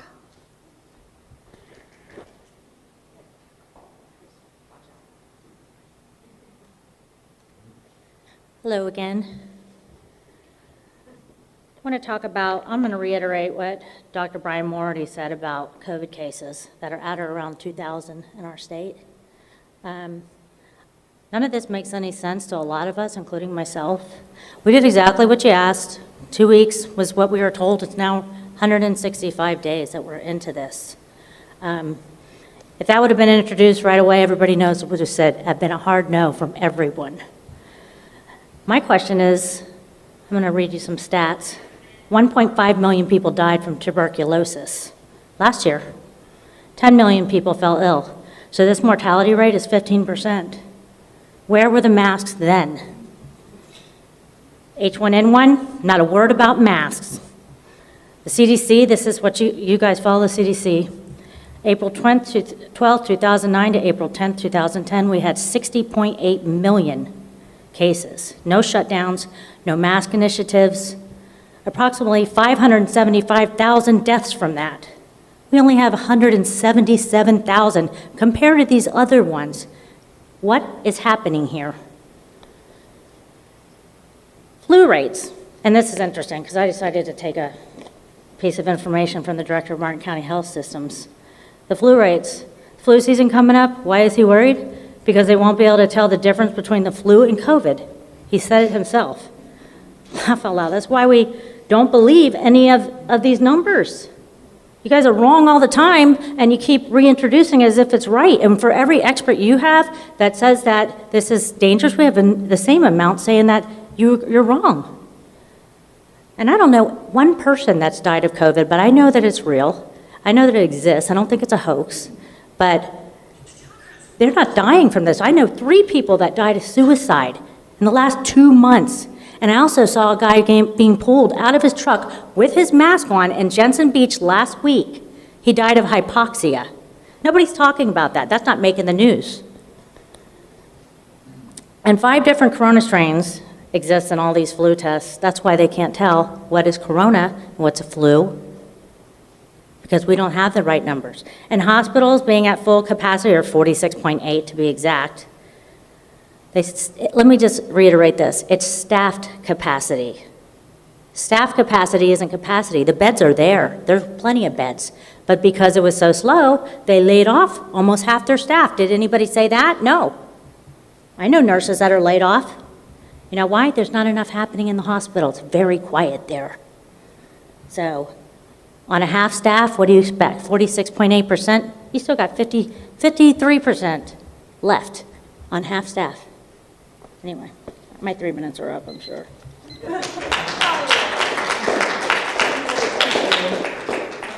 Mr. Merker, do you have folks on Zoom? No, ma'am. No, okay. All right, we have about 7 more public comments, and I'm going to take Mona Leonard, and then we're going to take a short break for the closed captioning folks, and then we'll come back. Morning, Commissioners. 2 weeks ago, when you stopped the mandate, I remember several of you saying, well, let's see what the next 2 weeks brings. And you know what it's brought, and the numbers are down. So if you don't talk about that, then you're doing the same thing you've been doing since the beginning. Like the lady said, raising the bar. You got to stop. You're killing your communities. Yes. We have huge unemployment. Rents and mortgages cannot be paid. Closed businesses, destroyed lives over a seasonal flu. It's inexcusable. The CDC guidelines include pneumonia, several other things. I was on the site yesterday morning and I thought, this is interesting, because everything has other comorbidities related to it. And yet, the interesting part is going to be when the coding servicing companies discover that these patients supposedly died from COVID when it comes to reimbursement. We'll see what happens then. It'll be interesting to see if the medical community is held responsible for fraud if it's discovered by the insurance industry. The potential fraud perpetuated on society will be disgraceful. I hope those perpetrators are held completely accountable. Many of your constituents are afraid. The fear in some is palpable. As a commission, you too will be held accountable for your decision today.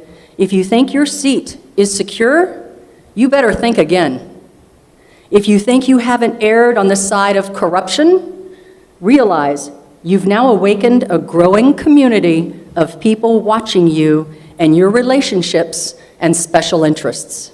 We won't be going back to sleep. How many people will be sick? It's a great question. How many people are dying due to poor living conditions, suicide, drug overdoses, substance abuse, domestic abuse, inability to pay basic human needs, while you give yourselves a big fat raise by increasing our taxes? So much for representing the people you elected.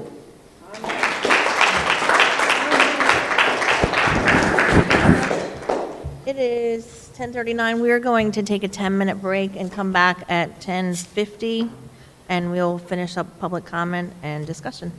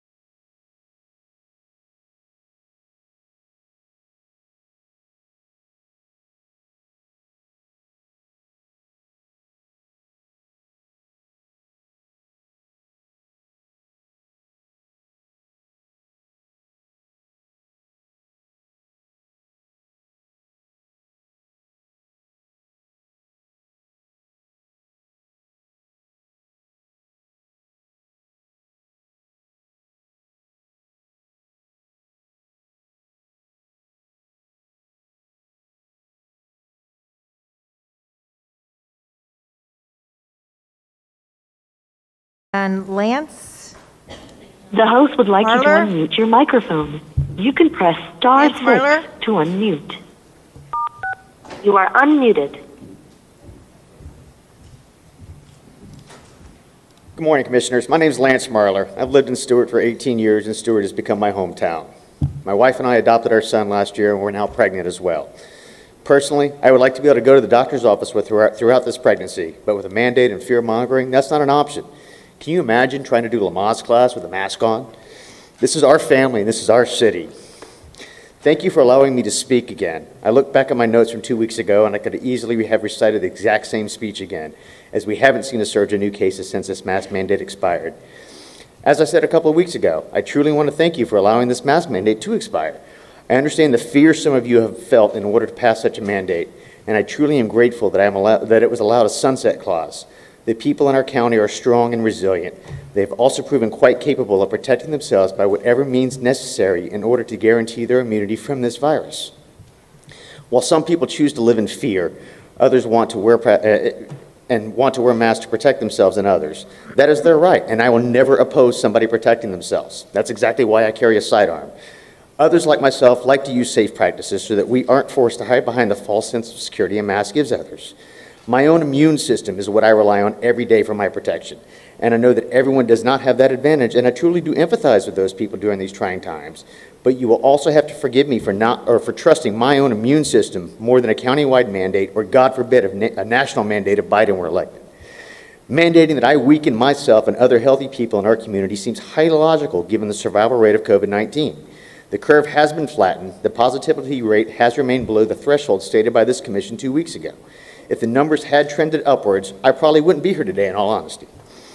Our hospitals are not full, and we aren't seeing another surge in cases like we were facing when the mandate was put into place. Even with that surge, our hospitals still weren't being overrun. We don't have any field hospitals set up anywhere to deal with this virus any longer, and the reality of that is that fear is what is keeping this virus in the news. I do empathize with you having to consider a mandate for a second time, especially since there would be no sunset clause attached to this mandate, as it would not be an emergency mandate anymore.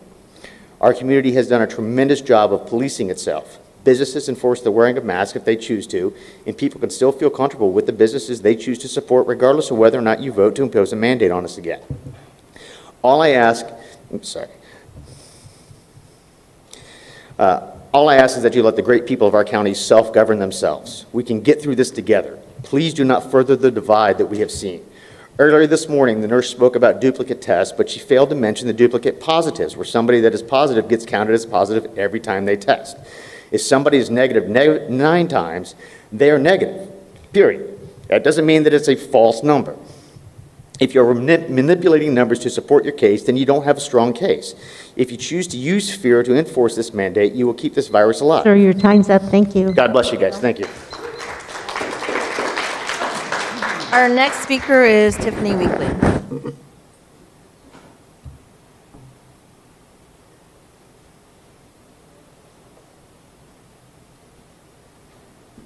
Good morning. Thank you for this time. My name is Dr. Tiffany Weekly. I've been here for several meetings. In this meeting, I am presenting a statement from the medical leadership, which is mostly independent physicians from Cleveland Clinic Martin. I'm the president of the medical staff there. Here's your letter. Dear County Commissioners, the medical executive leadership and the medical staff are in full support of a local mask requirement. We were disappointed to see it expire without any plan to address the gap in time. We respectfully ask you to bring back the face covering requirement as set forth previously, and to be clear, a recommendation to wear a face covering by this governing body is not a clear enough endorsement and not a viable option. As physicians and healthcare workers, we are entrusted to care for and care about the health of individuals and our community. This is where our duties intersect. You as commissioners are elected to protect the health of all citizens in your jurisdiction during a pandemic, just as physicians and healthcare workers are expected to care for all citizens who come through our doors. We thank you for your original mask ordinance and suspect that it may correlate with the stabilization of case rates locally. We're encouraged to see the percent positivity rate among adults on a stable or downward trend locally. However, the prevalence of disease across the state and locally cannot be denied. When I first came before you on June 11th, there were 2,317 cases in all of Florida. As of Sunday evening, locally, we had 4,091 positive residents in Martin County alone in this time, and 112 deaths locally. Statewide, we're now at over 600,000 people who've tested positive. We must remain steadfast with our precautionary measures, including physical distancing, hand washing, and yes, cloth face coverings while indoors. This will also mitigate transmission of influenza and co-infection with COVID-19 as we enter the fall flu season. Thank you for your local efforts. We have seen some of you in the paper in the past month passing out masks. Thank you. We have read your published remarks in favor of masks. Thank you. Please remain focused and tireless in your efforts to protect and lead the public during this pandemic. Lives depend on it. Do not squander another day debating this. Reinstate our mask requirement today. Signed, myself, Tiffany Weekly, Medical Staff President. Juan Giacchino, President-elect. Steve McIntyre, Chair for the Department of Medicine. Dr. Jason McManus, Chair for Quality. Dr. Jason Stabley, Treasurer. Dr. Gustavo Lopes, Chair for the Department of Surgery. Dr. Nathaniel Hill, Chair for the Department, Credentials Chair. Dr. Kevin Fitzgerald, Chair for the Department of Family Medicine. Thank you for listening. Thank you. And our next speaker is Richard Dolezal.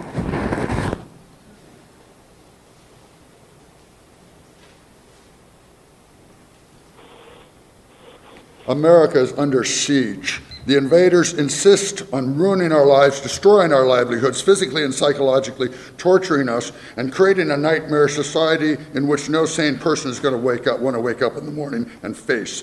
On March 24th of this year, the CDC changed its requirements for designating COVID and created a situation where there was massive fraud. Because of this fraud, on that day, the COVID cases for deaths went up by a factor of 10. A big fat lie. The magnitude of the lies and deceit that followed and continue was unbelievable. The test used to supposedly test for this virus is equally fraudulent. The results of this test for COVID-19 are arbitrary and adjustable. These tests can be turned upward and downward depending on the level of obedience of the population. The two pillars of this scamdemic are total frauds. So what is the mask mandate about?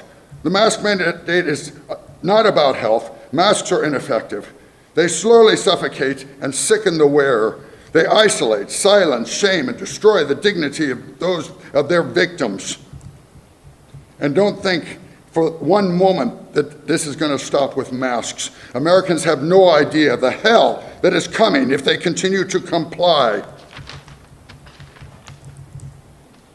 Reality and facts no longer matter. The tyranny is coming. The fear that Americans once had for the virus will be replaced by a much greater fear of what will happen to them if they do not obey the tyrants. Mandatory weaponized vaccines with terrifying technologies will be the wave of the future. We are insane to allow one of the greatest crimes ever committed against the American people to thrive under such a fragile veil of deceit and idiocy. This whole thing could be over in a second. We could again be enjoying the freedoms of Tanzania, Belarus, and Sweden, whose leaders just simply were not having any of this. This is a pure psyop. And until we stop complying, things are going to continue to get drastically worse. This is war. Only one side gets out alive. It is time to choose your allies and expose and defeat your enemies. We've heard this statement from many people. This virus is never going away. You are going to be forced muzzled like a mad dog forever. Let these words burn into your memory. And this is only the beginning. We must stop complying. Our very lives depend on it.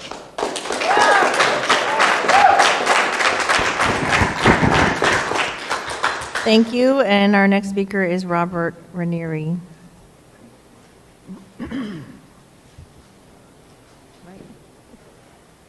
morning, Commissioners. Thanks for the opportunity to speak today. My message is really the same message I think that I've been bringing to you all since this began. I respectfully request that you all use every tool in your toolbox to help push down the numbers and ultimately defeat this pandemic, and that includes passing a mask mandate today. You've seen since you had it an improvement. What that improvement did really had a great impact on the community. And every time I come to you, I don't pretend to be a constitutional law expert. I don't pretend to be an epidemiologist. I'm a person on the front lines trying to make sure that people are getting food, that they can pay their rent, that they can keep their lights on. What the mask mandate did for people like me was let us take a deep breath for a second. You know, the numbers went down, life got a little better. We saw light at the end of the tunnel and didn't have to think it was a train coming at us. So we need the mandate. It makes a difference. It's shown that it made a difference. I think, you know, depending on a strong suggestion for people to wear a mask, that's not a winning strategy. Hoping that businesses will continue to ask their patrons to put a mask on when they enter their stores or their restaurants, that's not a winning strategy. We need you all to show leadership, to pass the mandate, and to help us to continue to drive down the numbers and ultimately defeat this pandemic. My fear remains the same, that this disease will outpace our resources, that we will not have the food and the funds necessary, and we'll end up with hunger and homelessness that will take us years, if not decades, to recover from. So thank you. Please pass the mandate. Thanks for the opportunity. Thank you, Rob. Our next speaker is Aaron Tackett.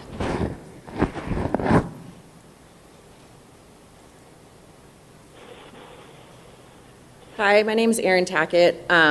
I don't have a prepared speech or notes or anything. I'm just going to speak as a citizen and as somebody who is a patient of, I still call it Martin Memorial, on a weekly basis, sometimes multiple days a week. I don't wear a mask. I don't intend on wearing a mask. I have a lot of serious medical conditions, and it's interesting to me, though, really quick, that some of the doctors that are listed on that letter that was just sent to you, those are my doctors. And I don't wear a mask in their room. So something's not right here. I'm actually going to make a phone call to one of those doctors after this because I find it complete and utter lies. And it's just fear-mongering and all of these things. And to tell me that to wear a mask is going to make me safer, how? Why don't I wear gloves then? Because are everyone wearing their mask correctly? Are we using cash as we go pay Walmart, gas stations, bars? Are we doing that? Then do we touch our mask? Then do we take it off? Do we put it back on? Do we touch our eyes? I mean, what's next, a body condom? It doesn't make any sense to me. So I want my constitutional rights intact. I'm completely respectful of other people. If it makes you feel comfortable, wear a mask. By God, wear a mask. If you're sick, put it on. If you're afraid, stay home. But you cannot tell people who are well to stay home. And I am somebody who has a compromised immune system. I'm not going to stay home. And I'm sure as hell not putting on a mask that I know factually does not make me safer. It makes me look like a sheep, and I will not walk around going bah anywhere. I'm Erin Tackett, I'm a Martin County resident, and I do not approve of this. Thank you. And our next speaker, this is the final speaker form that we have, is Ms. Medora Redding.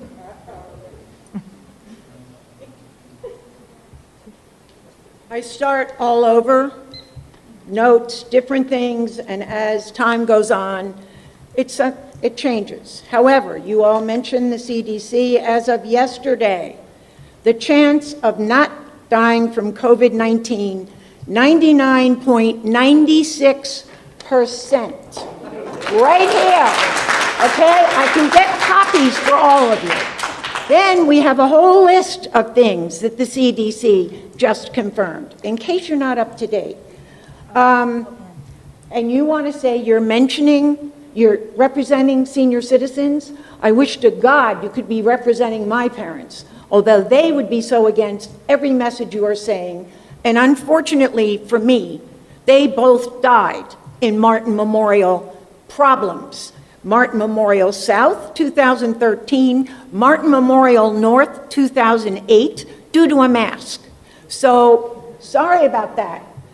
Now, 250 people died. 250 people died last year from hospital neglect, doctor malpractice, and mistakes. As I just mentioned, 2 were my parents. Where is the outrage? So much for experts. How many advertisements do we continually see on TV? If you are prescribed some kind of medication and now you have complications with your body, You now have cancer, heart disease, due to a medication that an expert has prescribed for you. You can now sue.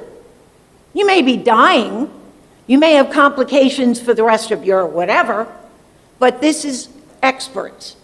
My mother was prescribed from 3 different doctors oxycodone. You want to go there with me? I lived an unbelievable hell getting her off of it, and she was my life. And she would have hated 3 different experts. I'm a little bit tired of experts. We have, as one gentleman mentioned, our most important thing is our immune system. I have a lot of problems. I was born with a hole in my heart. Whatever, I constantly work on my immune system. I have a new hip. I work at it. If I am sick, I do stay home. If I'm coughing, sneezing, you will never see it.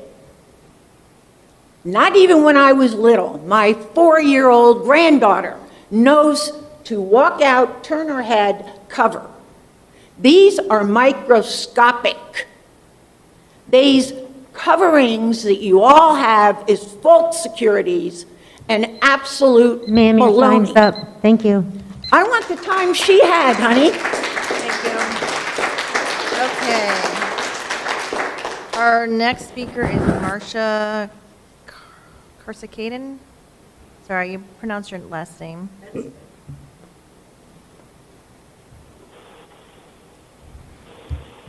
I didn't really plan on speaking today, but I was riding my bike by, and I thought, I knew you were having this, and I thought maybe my voice could make a difference. I'm not angry. I'm not mad at anybody. I hear a lot of speakers speaking to you like they're angry, but what I'm here for is to tell you that as a Christ follower, I trust God. And I think everyone should be trusting him. When I see the mask, when I'm out and I see the mask, it makes me almost weep because I see all the fear that is in the world, actually, but in this community, you see people just afraid. And if you walk up to them, they don't even want to talk to you because they're afraid, with or without a mask. So I think mandating the masks are going to keep this county in that fear. The numbers are, have been stated, and everyone knows the numbers. So I don't, think that mandates mask wearing. People die every day. That's part of life. So I see on our money it says trust God. So where is that trust? Where is your trust? People will die. That's part of life. So I won't take any more of your time. I just want you to know that I'm calling you and everyone in this room that believes in Jesus to trust God. Thank you. Our next and final, well, maybe not, speaker form is Laverne Williams.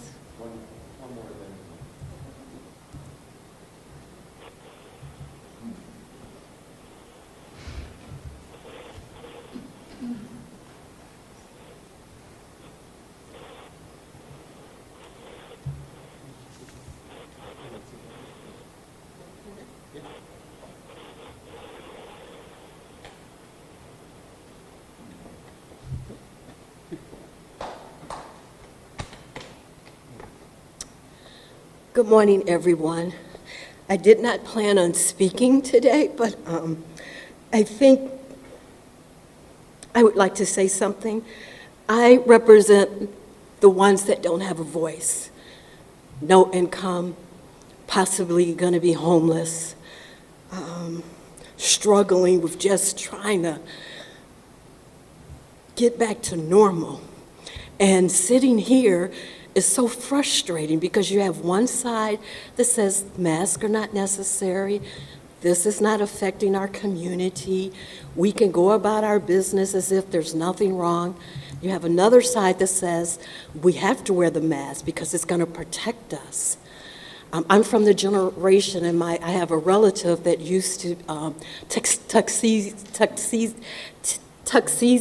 gosh, I'm sorry, I'm so nervous. Don't be nervous. The black men that got injected with the shots, that's the plan, supposedly coming down the line, that if we continue to wear the mask, we're going to have to all get mandate injections because of this virus. I am so consumed with fear. And the young lady said, you got to believe in God, but sometimes when you're down here, it's hard to distinguish what's true and what's false. So I'm just asking the commissioners to really look at your hearts, I'm sorry, and make it easy for people like me that really don't have the access to get the truth about, is this serious or is it not? Should I wear a mask or should I not? Am I safe? Am I gonna die? I mean, I feel the energy in this room, and it causes my anxiety to heighten. So whatever you decide to do, let it be your truth. Let you all do the research, please, for people like me who can't really.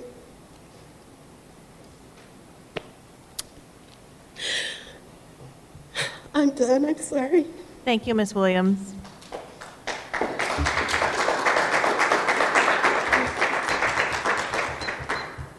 Our next speaker is Susan O'Rourke. Hi, thank you, Commissioners. I just wanted to briefly say, these are my words and not those reflect the views of my clients that I'm here for today. But I felt it important to speak. I am a business owner. I work with a number of boards. And while we have a lot of medical experts who've given us a lot of information on the efficacy of the masks, I think that there's a lot of information out there from our medical community and the CDC about social distancing and about places where a mask is necessary and unnecessary. And I think it's very important that we don't just take the easy way. I understand this is a very complex issue, but we were not wearing masks for a very long period of time between March and August, and our rates were very low. And we didn't say we weren't wearing a mask, so therefore that must be what's keeping us safe. But we're taking the converse and saying that because the rates went down while we had a mask mandate, that must be the reason. So I think we have to be very truthful with kind of anecdotal evidence. But the other thing I would like to point out is that don't make it a blanket. You know, if you have to and you feel in your heart that that's the best thing for this community, when we're outside, we've got special events coming up. We want to be able to be outside interacting in a safe manner. And I don't think that this taking the easy way out is necessarily the right thing to do. And that we've got to I have 4 people in my office. I feel like I can keep them safe, and I don't make them wear a mask. And I did not make them wear a mask during the mandate. And I think that we can evaluate that for ourselves with our medical people that we deal with and the people that we consult to make our businesses and our people safe. So I'd like you to keep all that in the context when you're looking at this issue. Thank you. Thank you, Susan. Okay, that looks like my last speaker form. Does anybody else have public comment? And if that is it, then that concludes our public comment. And do we have any commissioner comments? Commissioner Hurd. Yes, first of all, I want to thank our legal staff for taking an extraordinary amount of time and effort to write the ordinance. It was really well written. I really appreciate that. Right now, our infection rates are spiky. Our death rates are rising. Our hospital occupancies from COVID are increasing, perhaps by as much as a third from the time that the mandatory mask mandate expired. Our positive rates remain among the highest, perhaps the highest in Florida. We have over 4,000 cases of infections in Martin County and at least 112 deaths. Those are very, very serious and unencouraging statistics, facts. Our school reopenings have been disappointing. We've had to turn away a number of classes and a school bus. Mask supporters are overwhelmingly in the majority in Martin County. They are not here today. They're not represented here today because they're practicing protection for themselves and others, because they're aware that they're going to be in a building where there are people who are not masked, and they don't feel safe to come to this building. You talk about our constitutional rights. Every judge who has considered a mandatory mask requirement has said that it is absolutely within our constitutional rights to mandate mask wearing.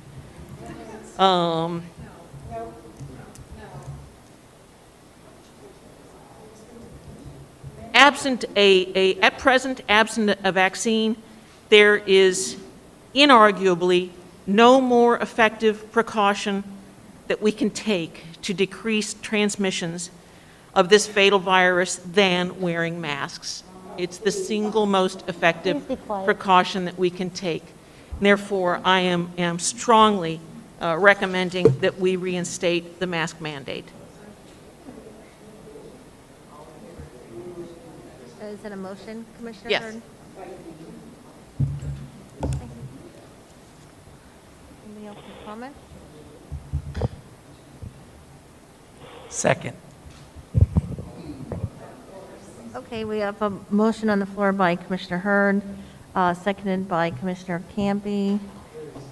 Do we have comments, anyone? Commissioner Jenkins?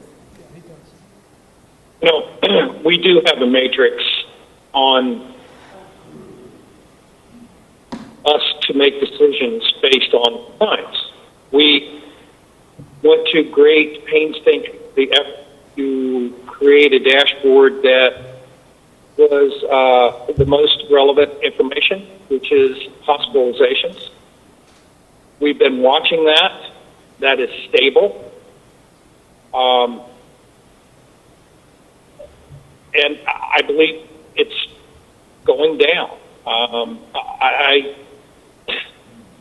This is one thing we told the people when we initiated the first one. If we get it under control, that's why we did a 30-day thing, that we would not do a mandatory mask ordinance. The majority of people, my family, my entire family, wear masks. That's our choice. We try to protect ourselves and protect others. And the lion's share of people out there are doing so. They don't have to be told to do so at this point. If these numbers start to go up, then yes, I'm completely for it. But there's nothing to justify us as county commissioners telling the public to do something. I mean, this is a...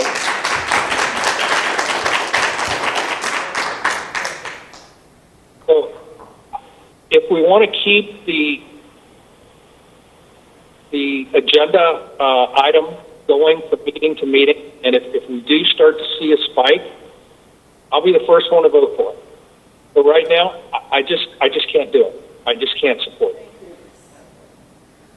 Thank you.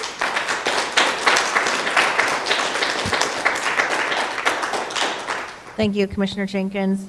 And I wholeheartedly agree. I won't repeat all the comments, but, we did set, and we asked for a benchmark, and I understand that there really is no benchmark. We said that if the numbers continued on the downward trend, that we would consider that. I did, since we weren't able to come up with some kind of benchmark, I pulled up some guidance from the CDC website. And on their guidance, it says, communities are working to reduce the spread, and they have a whole list of mitigation strategies there's a number of mitigation strategies. These strategies, it said, should be feasible, practical, acceptable. They should be tailored to the needs of each community. So that, to me, really impacted me. So even the CDC guidance says that, there's not a broad brush approach. They are offering guidance nationally, and our community can tailor the response based on what we're seeing in our local environment, in our hospitals, in our transmission rates. And this is directly from the CDC. It says that, we consider a number of actions. It lists the goals of the CDC. It says the goal of the community mitigation in areas with transmission is to protect all individuals, increase our risk, and implementation is based on emphasizing individual responsibility for implementing recommended personal level actions. That's from the CDC guidance. It's saying personal responsibility. Empowering businesses, schools, and other settings to implement appropriate actions. I think we have done that. We have empowered our businesses. We have helped educate. We've done this with our community. Prioritizing settings that provide critical infrastructure services, one of the goals. Minimizing disruptions to daily life to the extent possible, ensuring access to healthcare and other essential services. Again, this is right out of the CDC guidance. In addition, it comes with a table. These mitigation strategies has this multi-level table that ties the level of transmission to the level of mitigation. So when our numbers were spiking, we took action. We took a level of mitigation that fit the circumstances that we were in. Now, there were a lot of mitigation strategies, from shelter in place to significant mitigation to moderate to low mitigation. The numbers that we're seeing right now should apply to this CDC guidance. And going forward with a mandate, to me, is directly contrary to what the CDC guidance presents in this document, which is right on their website. So I think that we, again, like Commissioner Jenkins said, I'm in favor of wearing a mask. I see, and I've been out more this past couple of weeks with school shopping and running kids around, and I see the majority of folks out there still wearing masks and taking it very serious. I think that we've done a good job educating. I myself and our communities have took it upon myself to distribute thousands of masks. And those folks appreciated it and are wearing the masks. I think that this CDC guidance right here that has a number of mitigation strategies and ties it into the level we're seeing and says in itself that we should have that local decision-making authority. And we could come back if we see a major spike, and we could come back and we could take an additional level that's more serious in mitigation. And that's my intention. I'm not prepared to support a mandate. We can look at the data, and if we find ourselves in a situation, then we can follow these mitigation strategies provided by the CDC and take some other more appropriate and serious action. So that's...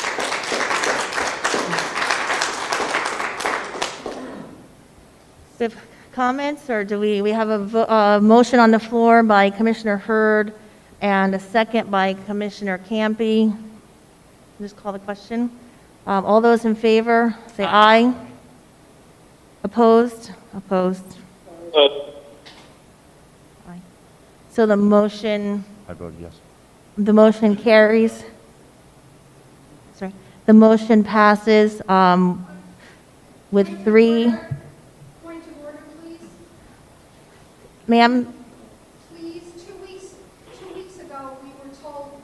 Ma'am, no, you had a chance to public comment. I'm sorry, we don't do point of order. I understand where you're coming from, but the motion passes 3-2.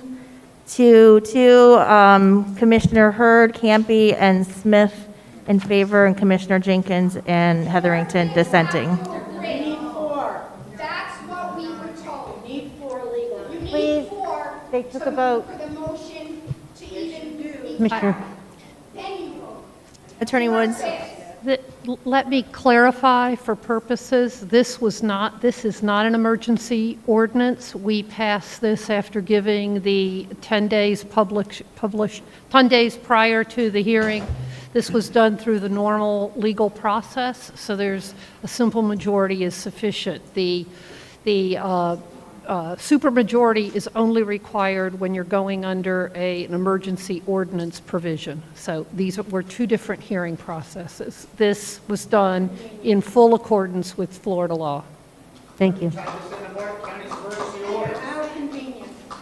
Okay, with that, we are going to move on to public hearing quasi-judicial number 2, request for approval of Hobe Sound Publix final site plan.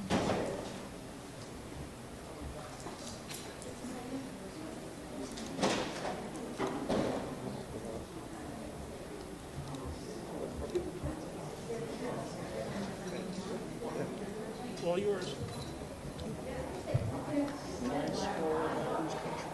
Yeah. Oh, okay. Can I go to something on the desktop? Oh, do whatever you want. Yeah, okay. Oh, there's something else judicial. Okay. Shame on all of you. We'll go ahead and clear the room unless you're going to sit for this item. Okay, this is a quasi-judicial hearing, and we will start with ex parte disclosure. Commissioner Smith. If I have them, they're filed. Commissioner Campy. Commissioner Hurd. If I have any, they've been filed. Commissioner Jenkins. If I have any, they've been filed. Same with me. If I have any, they've been filed. And have there been return receipts filed?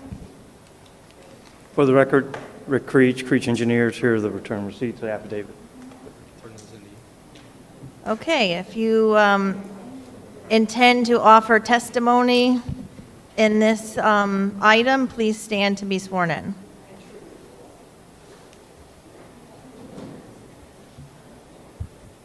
Raise your right hand, please. Do you swear or affirm that the evidence you're about to give will be the truth, the whole truth, and nothing but the truth? Yes, ma'am. Okay, we will now proceed with the staff introduction. Yes, good morning, good morning. Matt Staley, Senior Planner with Growth Management. For the record, a copy of the full agenda item and staff report and my work history has been provided.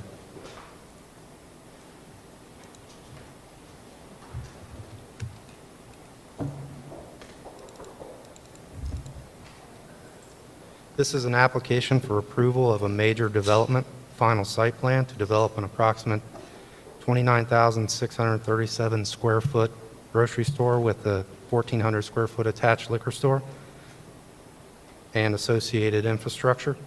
The grocery store and attached liquor store will encompass approximately 4.97 acres of the site with a 0.89 acre outparcel to be developed in the future.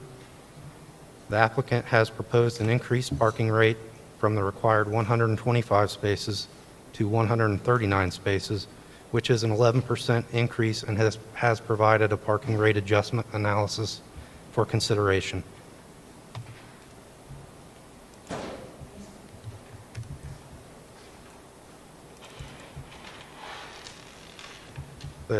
The approximate 6.04 acre vacant parcel is located at the northeast corner of Southeast Federal Highway and Southeast Osprey Street in Hobe Sound.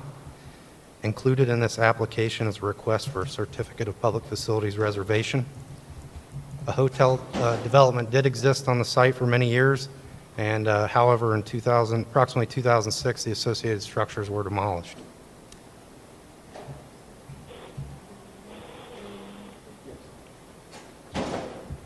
The future land use designation for the subject property is commercial general, and the zoning classification is general commercial.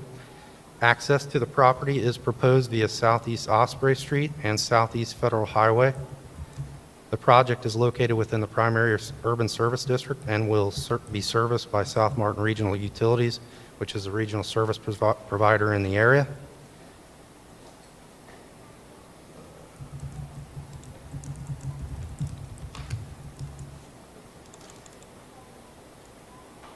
Martin County recently applied to FEMA for funding the Hobe Heights Pump Station project.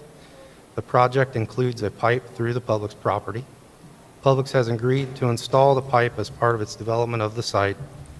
A separate agenda item was submitted to the BCC by the Public Works Department requesting the Board of County Commissioners adopt a resolution approving and accepting a drainage access and maintenance easement from Publix for the pipe.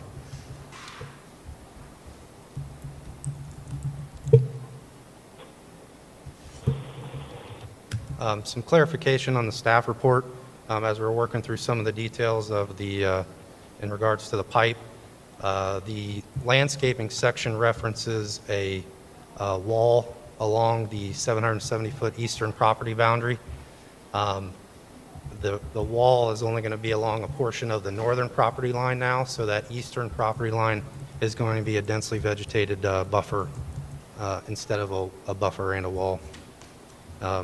And that was to avoid potential conflicts if repairs are needed to the pipe down the road.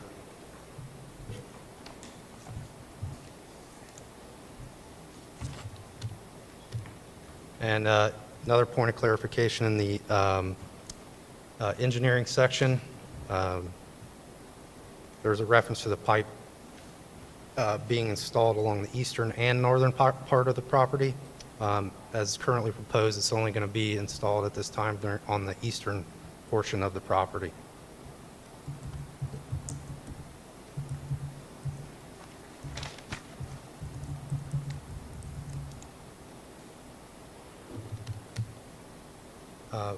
As part of the supplemental memo, there was a draft resolution submitted, and condition I in the resolution left a couple areas blank as we were working out the details regarding the pipe installation. And we have the finalized language now.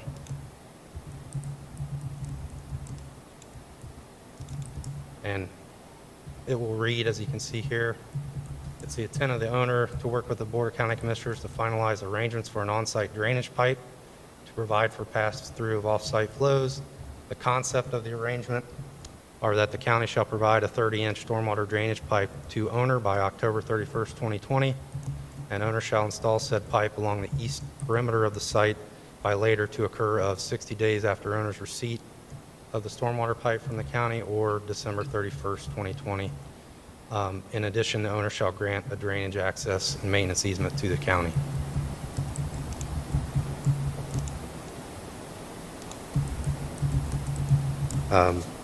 Staff has reviewed this application and finds that it complies with the LDR as detailed within the staff report. Staff recommends approval of this development application as consistent with the guidelines and standards of the applicable comp plan goals, objectives, and policies as implemented in the LDR. The project was considered by the LPA on Thursday, August 20th, and the LPA voted unanimously for recommendation of approval. So with that, move that the board receive and file the agenda item summary and all of its attachments, including the staff report for the record as Exhibit 1, and move that the board approve the final site plan, including the requested parking rate adjustment. That concludes my presentation. Does anybody have questions for staff? Commissioner Hearn. Yes. There was a member of the public who spoke this morning concerned about drainage, rightfully so. What, if any, changes and improvements were made to the drainage plan after the Hobe Heights flooding? I don't know if Public Works wants to speak on it. As we discussed in the presentation, there's going to be a pass-through pipe that provides flows from the Hobe Heights community. So along the eastern property line, which is right here. And was that part of the plan before the Hobe Heights flooding, or is that an improvement after? And I also noticed that Martin County is going to be responsible for the maintenance of that pipe, that 30-inch pipe. So please explain to me our obligations and what efforts have been made in order to increase the drainage. Jim Gorton, Public Works Director, for the record. When Publix came in with this site plan, it was right after we had the flooding in Hobe Heights, and we approached them with this concept of running the pipe through their property because we needed either an easement from Publix or the adjacent community, Ridgeway, to make that outfall work. So Obviously, that 30-inch pipe was not in their plans for Publix. It serves no purpose for Publix. Their water isn't commingled with it. It's going to be a pressurized pipe that would be part of the pumped outfall. But they were gracious enough to offer to give us the easement and to install the pipe to make that a reality. So we don't even have the final permit in hand for that system, but we now have a means to get the water out of Hope Heights through the Publix parcel. So we're that much closer to having a resolution to the Hope Heights flooding because of this development. And because of this proposal, is that going to cause an increased cost for Martin County residents for maintenance? It's not, because anywhere that we install that line, it's going to be our maintenance responsibility down the line.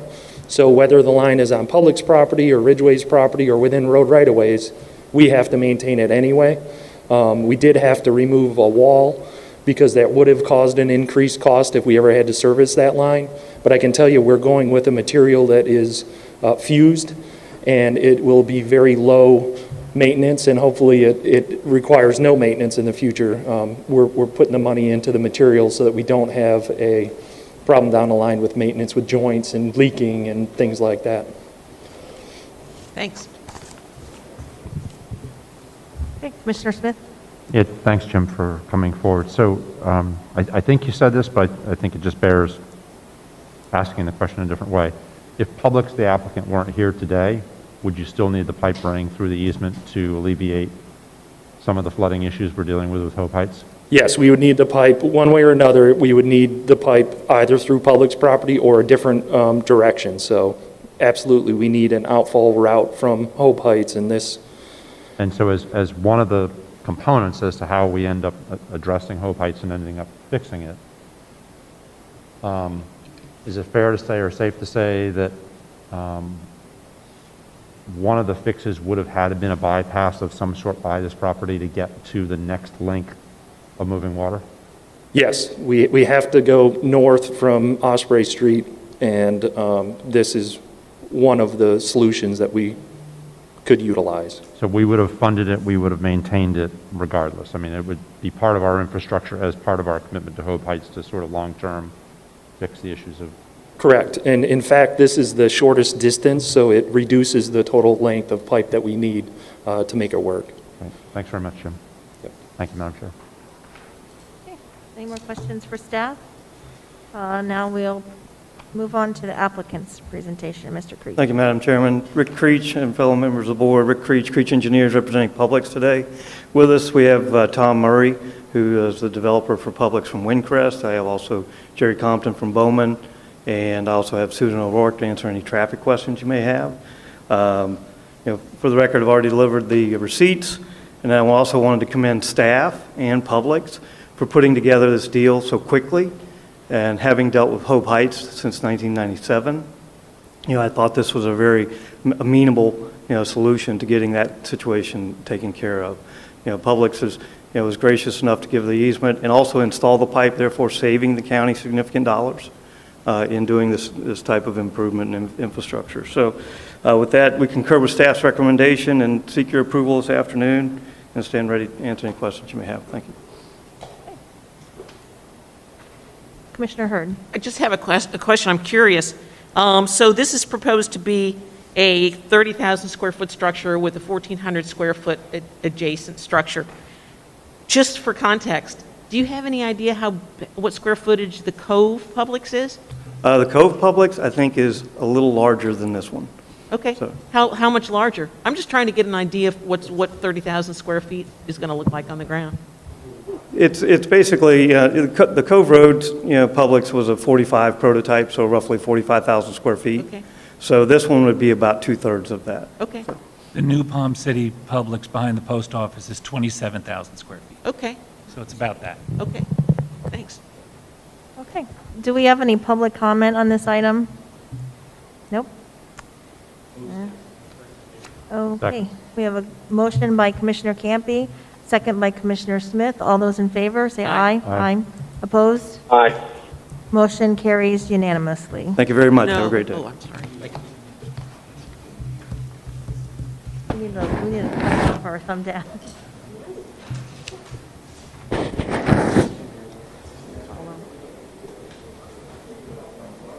Okay. All right, we're going to move on to Department Number 1, Office of Management and Budget items, which require board approval, presented by Ms. Manning.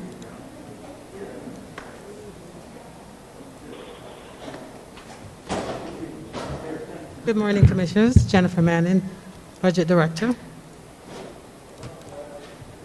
The first item on the agenda.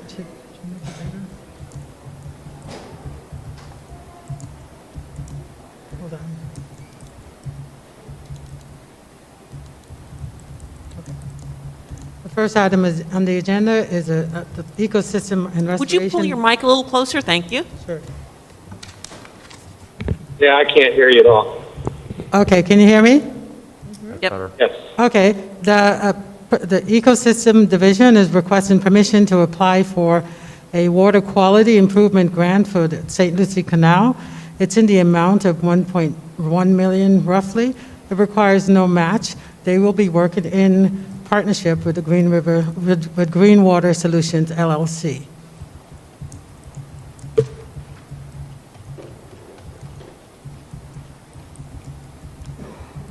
The second item is permission to apply to the FDEP, which is a Florida Environmental Protection, Water Protection Grant for the St. Lucie River and Estuary and in the River Lagoon for water quality monitoring. They're anticipating $100,000, which requires a $100,000 match, which is budgeted in the FY21 budget. Third item is permission to accept the FY21 Children's Services Council grant for the after-school programs, and it's in the total amount is $325,230. It's going to be serving the areas in Lamar Harbor Park, Langford Park, the New Monrovia Park, and the Extreme Team countywide program.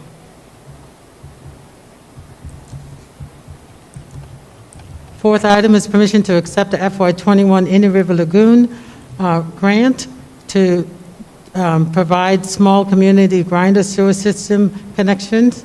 It's going to it's going to allow about 150 customers to get a discount of $1,000. The grant amount is estimated at $150,000. The fifth item is permission to accept the Florida Division of Emergency Management grant for hazard materials, and they will receive $3,938 to inspect 27 sites. And that is it for the items. Commissioner Smith, do you have a question? Yeah, John, can you come up just for a minute, please? Just on the water quality monitoring, I'm just kind of curious on a couple things. For the first item? That was item 2, Okay. I think. Okay. So, John, do you know, are these additional monitoring sites, or are they existing, just funding the existing, and just can you expand a little bit on that? Yeah, sure. Introduce yourself. Oh, just for the record, I'm Katie Bose. I'm Environmental Programs Coordinator in Ecosystems Division. So right now, with Katie, would you move closer to the mic? Yeah, Thanks. sure. Right now, with the budget that we have, we're targeting kind of one area at a time for hotspot water quality monitoring. So right now, we've been focusing on Cypress Creek, but we're hoping with increased funding, we can expand that and move into Map Creek and possibly look at putting some auto samplers out in areas that might allow us to get a better handle on the freshwater inflows to the estuary, and also do a little more nutrient chemistry to quantify that impact. And that would be, you know, kind of like stations that are already out there, like Harbor Branch has. So we're just kind of hoping to revamp our water quality monitoring program as a whole. So I'm just curious, years ago, I think, we were kind of leaving out the northern portion of the IRL Lagoon, like up towards Jensen. Do we have monitoring stations up that far? We don't personally for Martin County, but there are stations that the district and Harbor Branch monitors up in the North IRL. I think there's 2 in the North Fork for Harbor Branch, and then South Florida Water Management does all the 10 Mile Creek, C23, 24, and then there's some other, grab sampling stations that are a little less frequent. Okay, But that would help us to expand up there as well. So does this augment that, or does this just fund the existing? So this is John Mayle, Martin County Ecosystem Division Manager, and all of this would be in addition to what's already out there. What this would allow us to do is find gaps in that data knowledge and try to fill that need. So certainly if we'll be looking around the county. In fact, we've just awarded a contract to do a water quality needs assessment, and we expect that over the next year, we're going to get a lot of information about where we would need to dedicate some additional water monitoring to fill that data gap. And just last question, when do you think that it kind of goes into effect as to when we're actually going to start seeing data? Actually, we already have some. The Cypress Creek effort is well underway, and we've got some of the initial data back from that first round of sampling. So this would supplement what we have already begun, and in fact, it would double it. I guess the importance of all this, if it doesn't all sort of make sense, is that as we continually move through septic to sewer conversions, I think it's going to be super important that we understand exactly what we're gaining and where we were and where we're moving into. Yesterday when I went over the Sewell's Point Bridge, what was really interesting with the heavy southeast winds that we're getting, there was aqua water halfway up to the bridge from Hell's Gate. And again, it just would be interesting to understand the dynamics of what that really looks like with water quality and how that's affecting what we're getting, good or bad. But I'm glad we're doing this. I just can't stress how much the importance of continuing to do it so that we actually know that the projects we are working on, the money that we are spending on septic to sewer is making a difference. So anyway, thank you. For me and for the public, just to understand where we're at is I think important. Could you, if it's possible, can you get us a chart that shows us like where all the stations are? Sure, Is there something that's easily printable that says these are either harbor branches, DEPs, ours, water management districts, just so we have a full range of understanding? Absolutely, sure. That'd be great, thanks. Thank you. I just had Don Donaldson, Deputy County Administrator. If you remember years ago, we had Boyd Gonzalez that did a lot of work that helped identify our dirty dozen.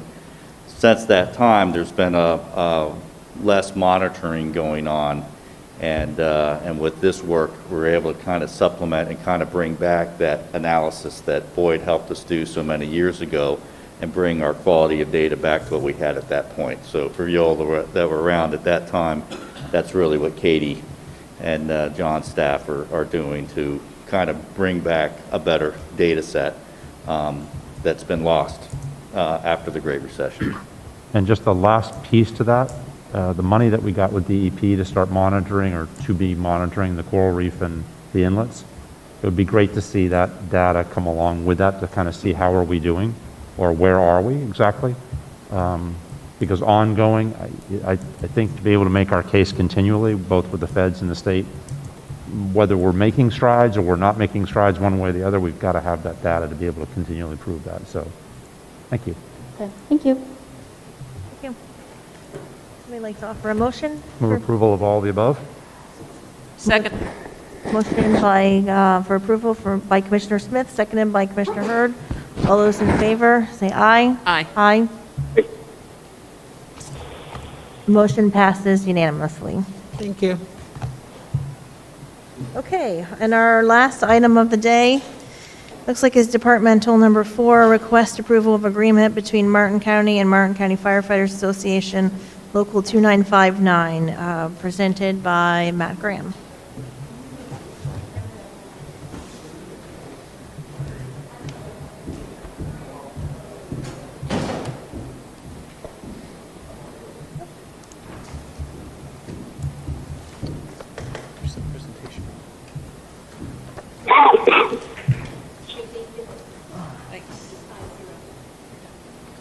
The presentation on there. You're going to pull that up? I don't need that now. Okay, good afternoon, Commissioners. Matt Graham, HR and Risk Management Director.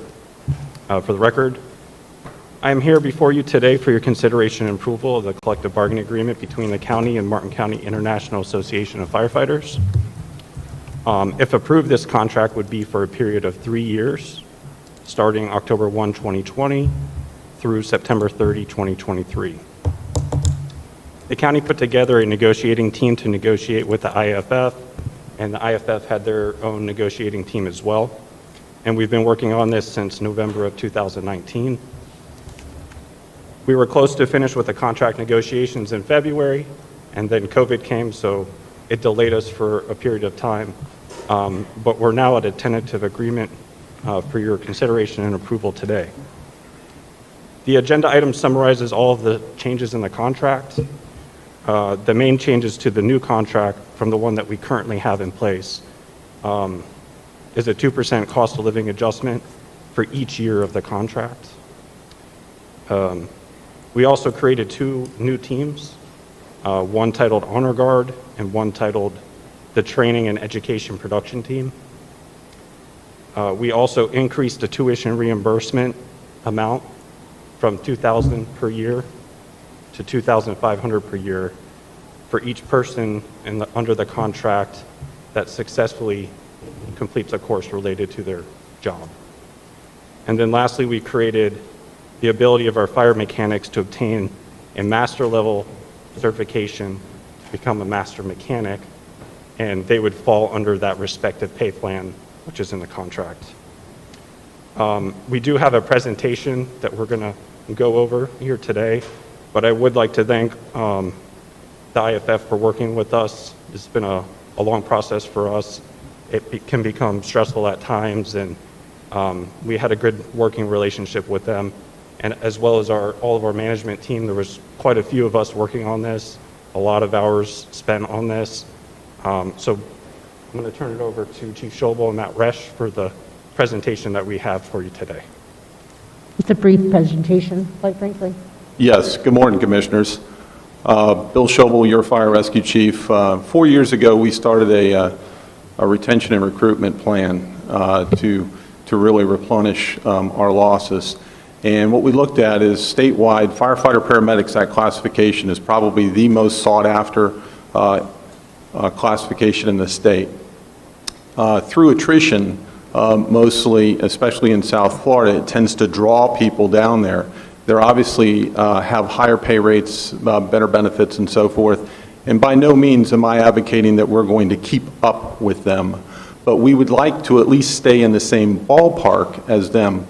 So from a business decision, we need to look and focus on that firefighter paramedic classification because it caused overtime in all the other classifications as well. It's 85% of what we do. We run out there.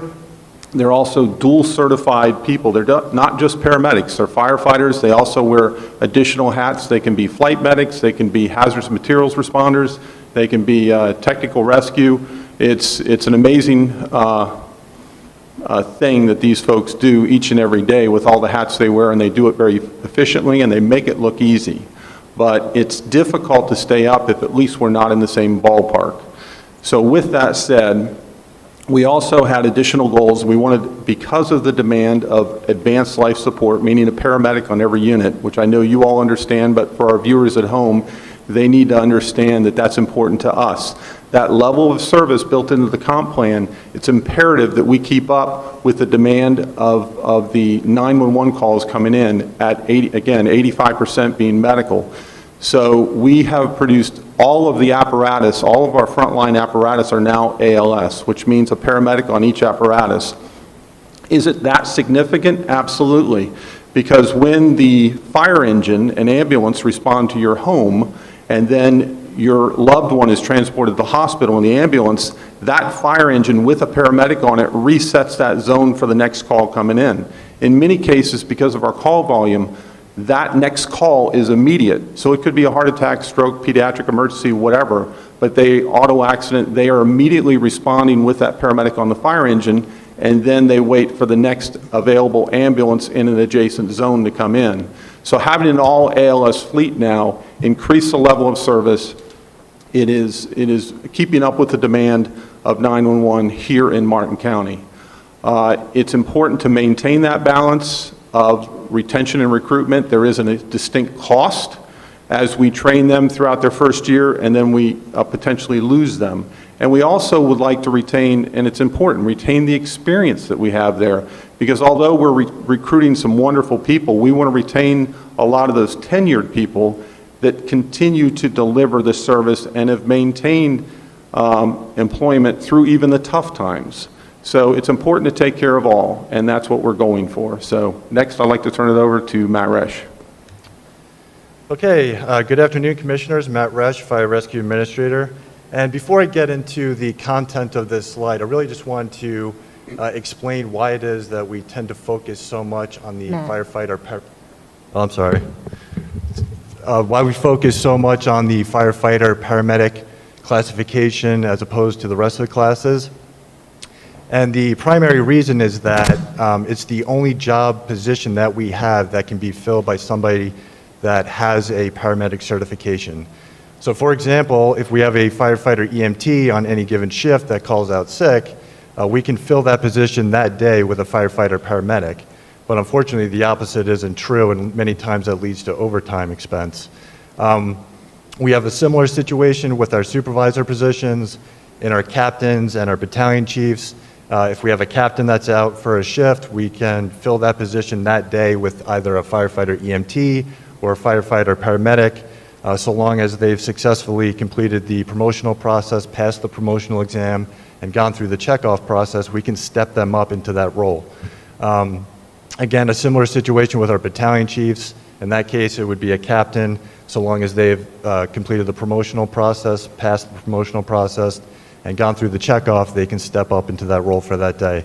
So that's why there's such a premium on that specific class, because whenever we have a vacancy, oftentimes it turns into an overtime expense. So getting into the slide, this is a pay scale comparison for the paramedic classification as Martin County compares to these three departments, Boca Raton, Palm Beach County, and Miami-Dade.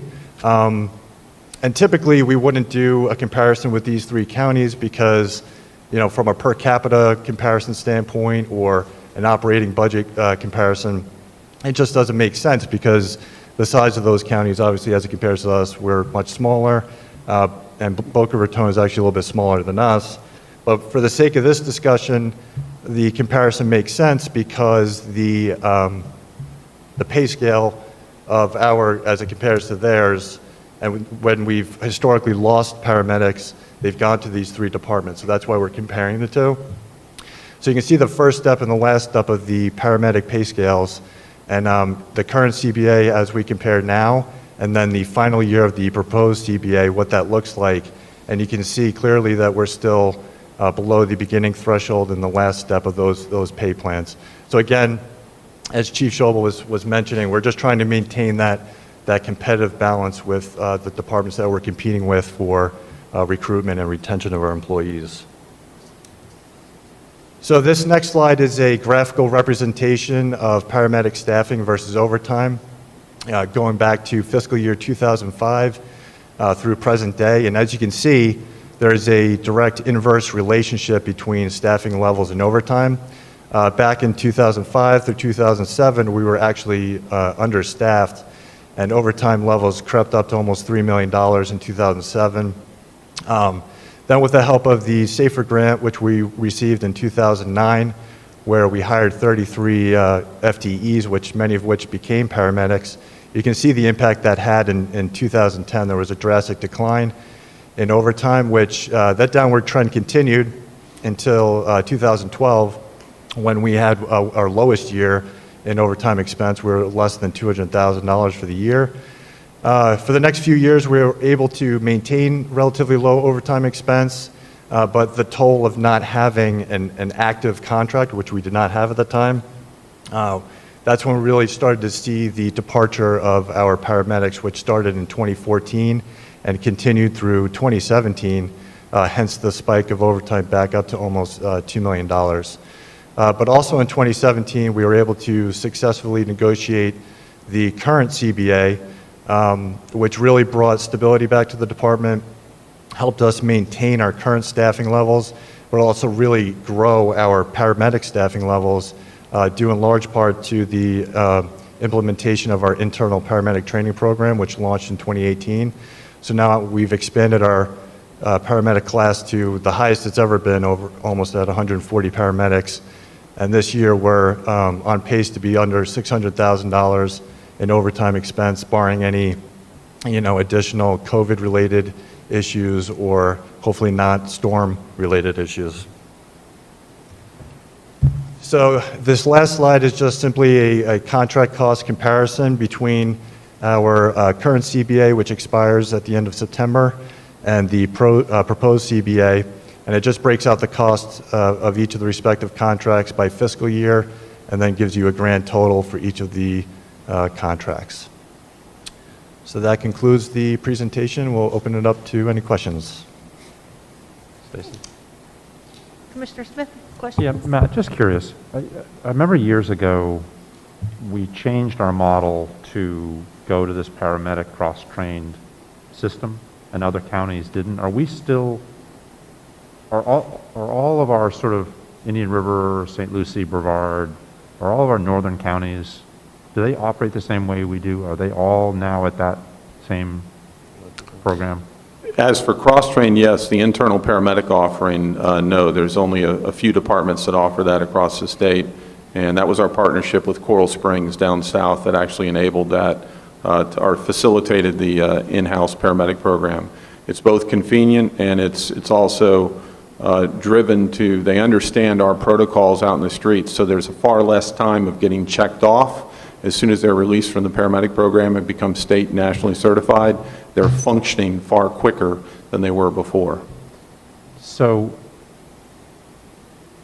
effectively, is that why we can operate the way we do at the cost at which we operate versus how others do it? Yes, we felt the business model was much better for the organization, and it obviously has provided cost savings, but more importantly, that efficiency out in the field, the level of service we're providing now is better than it's ever been. Great, thanks. Can you tell me, so this is a paramedic pay scale, but just your average firefighter starts at what rate for entry level?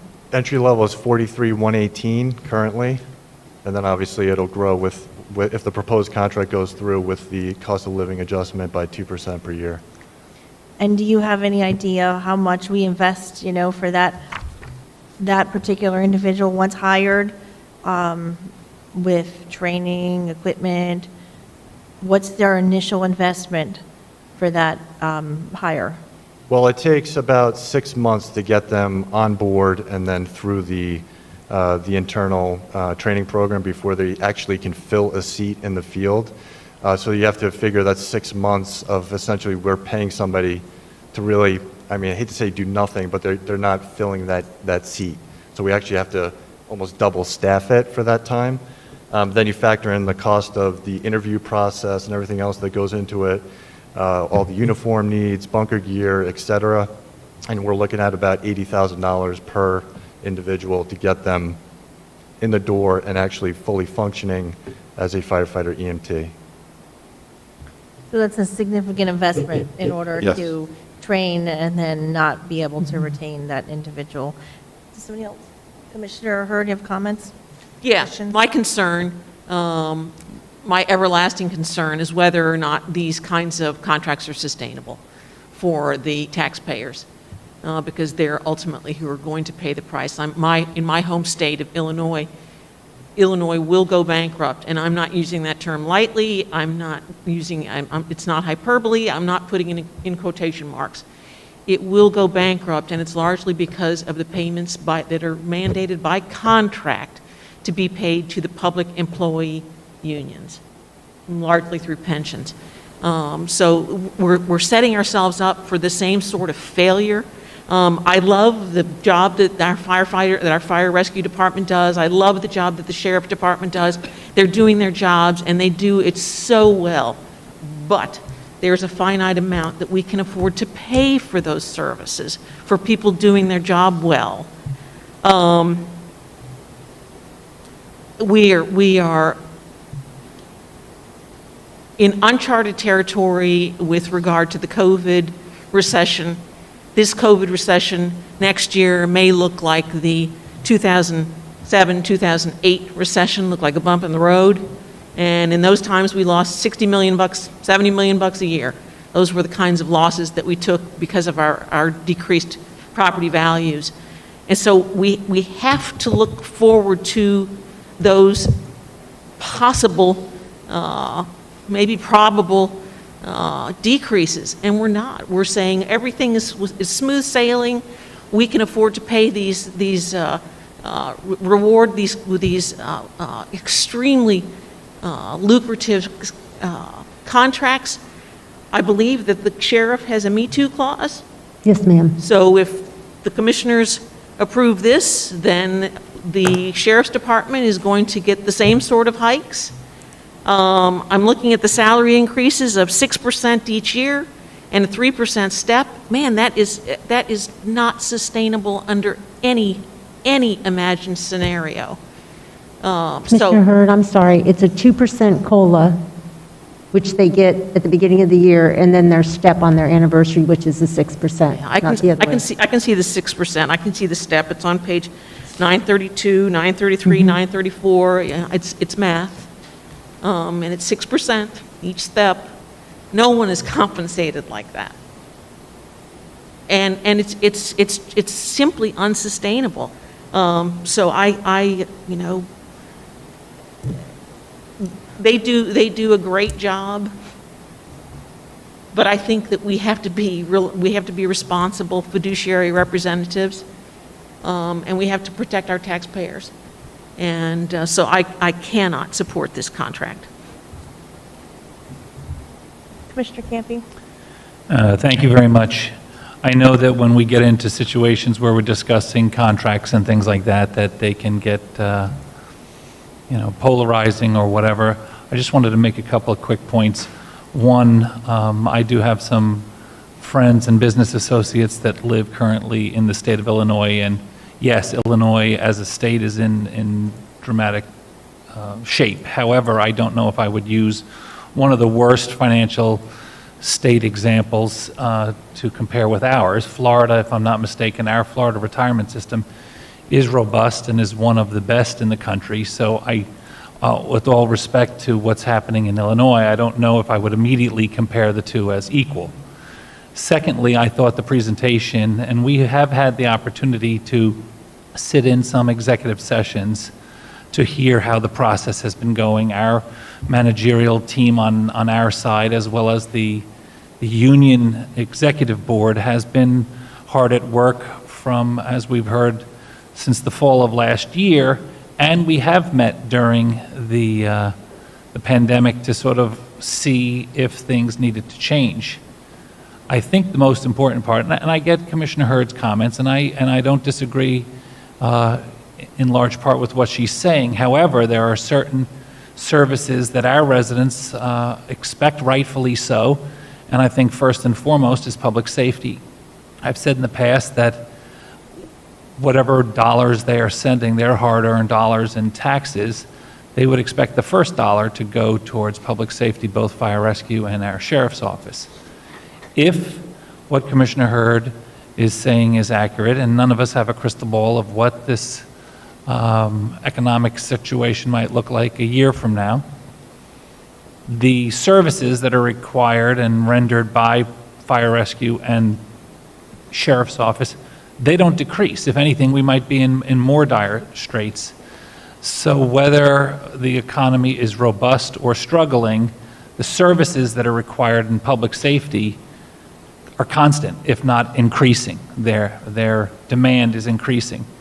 We do have a statistically older population in Martin County, and I know that they are, and I've been out and about with them. I've been to public meetings, I've been to town hall meetings, I've been to neighborhood meetings. They are thrilled with the level of service, and I appreciate that Commissioner Hurd recognizes that high level of service, but that high level of service needs to be paid for. And I think that if we're going to look at it from a fiduciary point of view, we cannot afford to have our highly trained personnel, both in fire rescue and our sheriff's office, whose jobs make the difference between life and death. And no disrespect to our other Martin County employees, many of them are highly trained, highly technical professionals in their fields. But it's difficult to compare other areas of county employees with fire rescue and our sheriff's personnel. That's first and foremost in my mind. And I think when I came back to office a couple of years ago, we were in a bad spot. One of the reasons I even ran again is having heard from so many of our residents and so many of our personnel that said they no longer wanted to work in Martin County. They no longer wanted to participate. It wasn't only just a matter of dollar and cents, because a lot of them do the job like teachers do. They do a job because they have a passion for the profession and a passion for the service. But when you have very large communities, and there was a public speaker this morning that said, you know, why are we comparing ourselves to Palm Beach and communities to the south? Well, we have no choice but to compare ourselves, because we can train, we can recruit and train top-notch personnel in a lot of these different departments. And the folks down in Palm Beach County have a huge advantage of just waiting until those folks are trained, and what Commissioner Hetherington said is accurate. It's approximately $80,000 of an investment to train these folks to be ready to go. And then we'd want to see decades of service to, you know, to offset that expense and that training and that equipment, as well as the fact that when you have these people that have 5, 10, 15, 20 years in service, and they hear of a street, they know exactly where it is. And if they know their citizens, and they know that so-and-so has a child who might be on the spectrum, so be careful when you show up at the house that you're not, you know, you're not creating a situation. There's something to be said for that familiarity of our personnel with their residents. And when you looked at the chart of what we start our folks at and what we end our folks at, all of them, the smaller Boca Raton and the larger Miami-Dade and Palm Beach, are higher. We're not trying to equalize. Our staff and our union representatives have not asked to be on equal footing. They just have to be on a reasonable footing, because it's like fishing in a barrel. Palm Beach County is probably hiring hundreds of personnel every single year, and the easiest thing to do is pick them off from Martin County. So I think it is an appropriate business decision that we pay these people fairly. We should be just as concerned if we are underpaying our staff as if we were overpaying them. So with that, I appreciate the efforts on both sides, and I would make a motion to accept staff's recommendation. Thank you very much. Can I just, Krista. thank you. I would be remiss if I didn't at least bring this up, but I did have the conversation, to Commissioner Hurd's point, with the leadership of the IFF relative to our concerns, having a 3-year contract, and what if next year is a challenge for us. And they have committed to us to work with us, as they did similarly back in 07, 08, 09, 10, you know, all those years when we were having to make those very significant reductions. So I'm confident that it is a business decision. Getting our overtime down to a reasonable amount is going to offset the cost of this contract.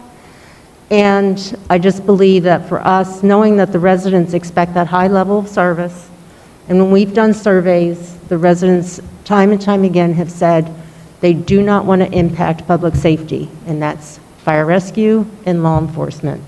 And they have been very clear on that. So I would just ask for your support, and we will move forward. Second. We have a motion by Commissioner Campy, second by Commissioner Smith.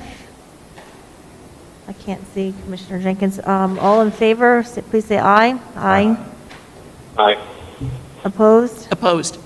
The motion passes 4-1 with Commissioner Hurd dissenting. Thank you. Thank you. Thank you, guys. Good job. Thanks, Elise. Okay, that Thank you. brings us to the end of our agenda. We will take 5:05 public comment. Do we have any? I have no forms, nothing on Zoom, Mr. Merker? Okay, our upcoming meetings are September 15th and 29th, our regular meetings, and September 15th and 29th, we will have budget public hearings. Yes, at 5:05, you're required to start them.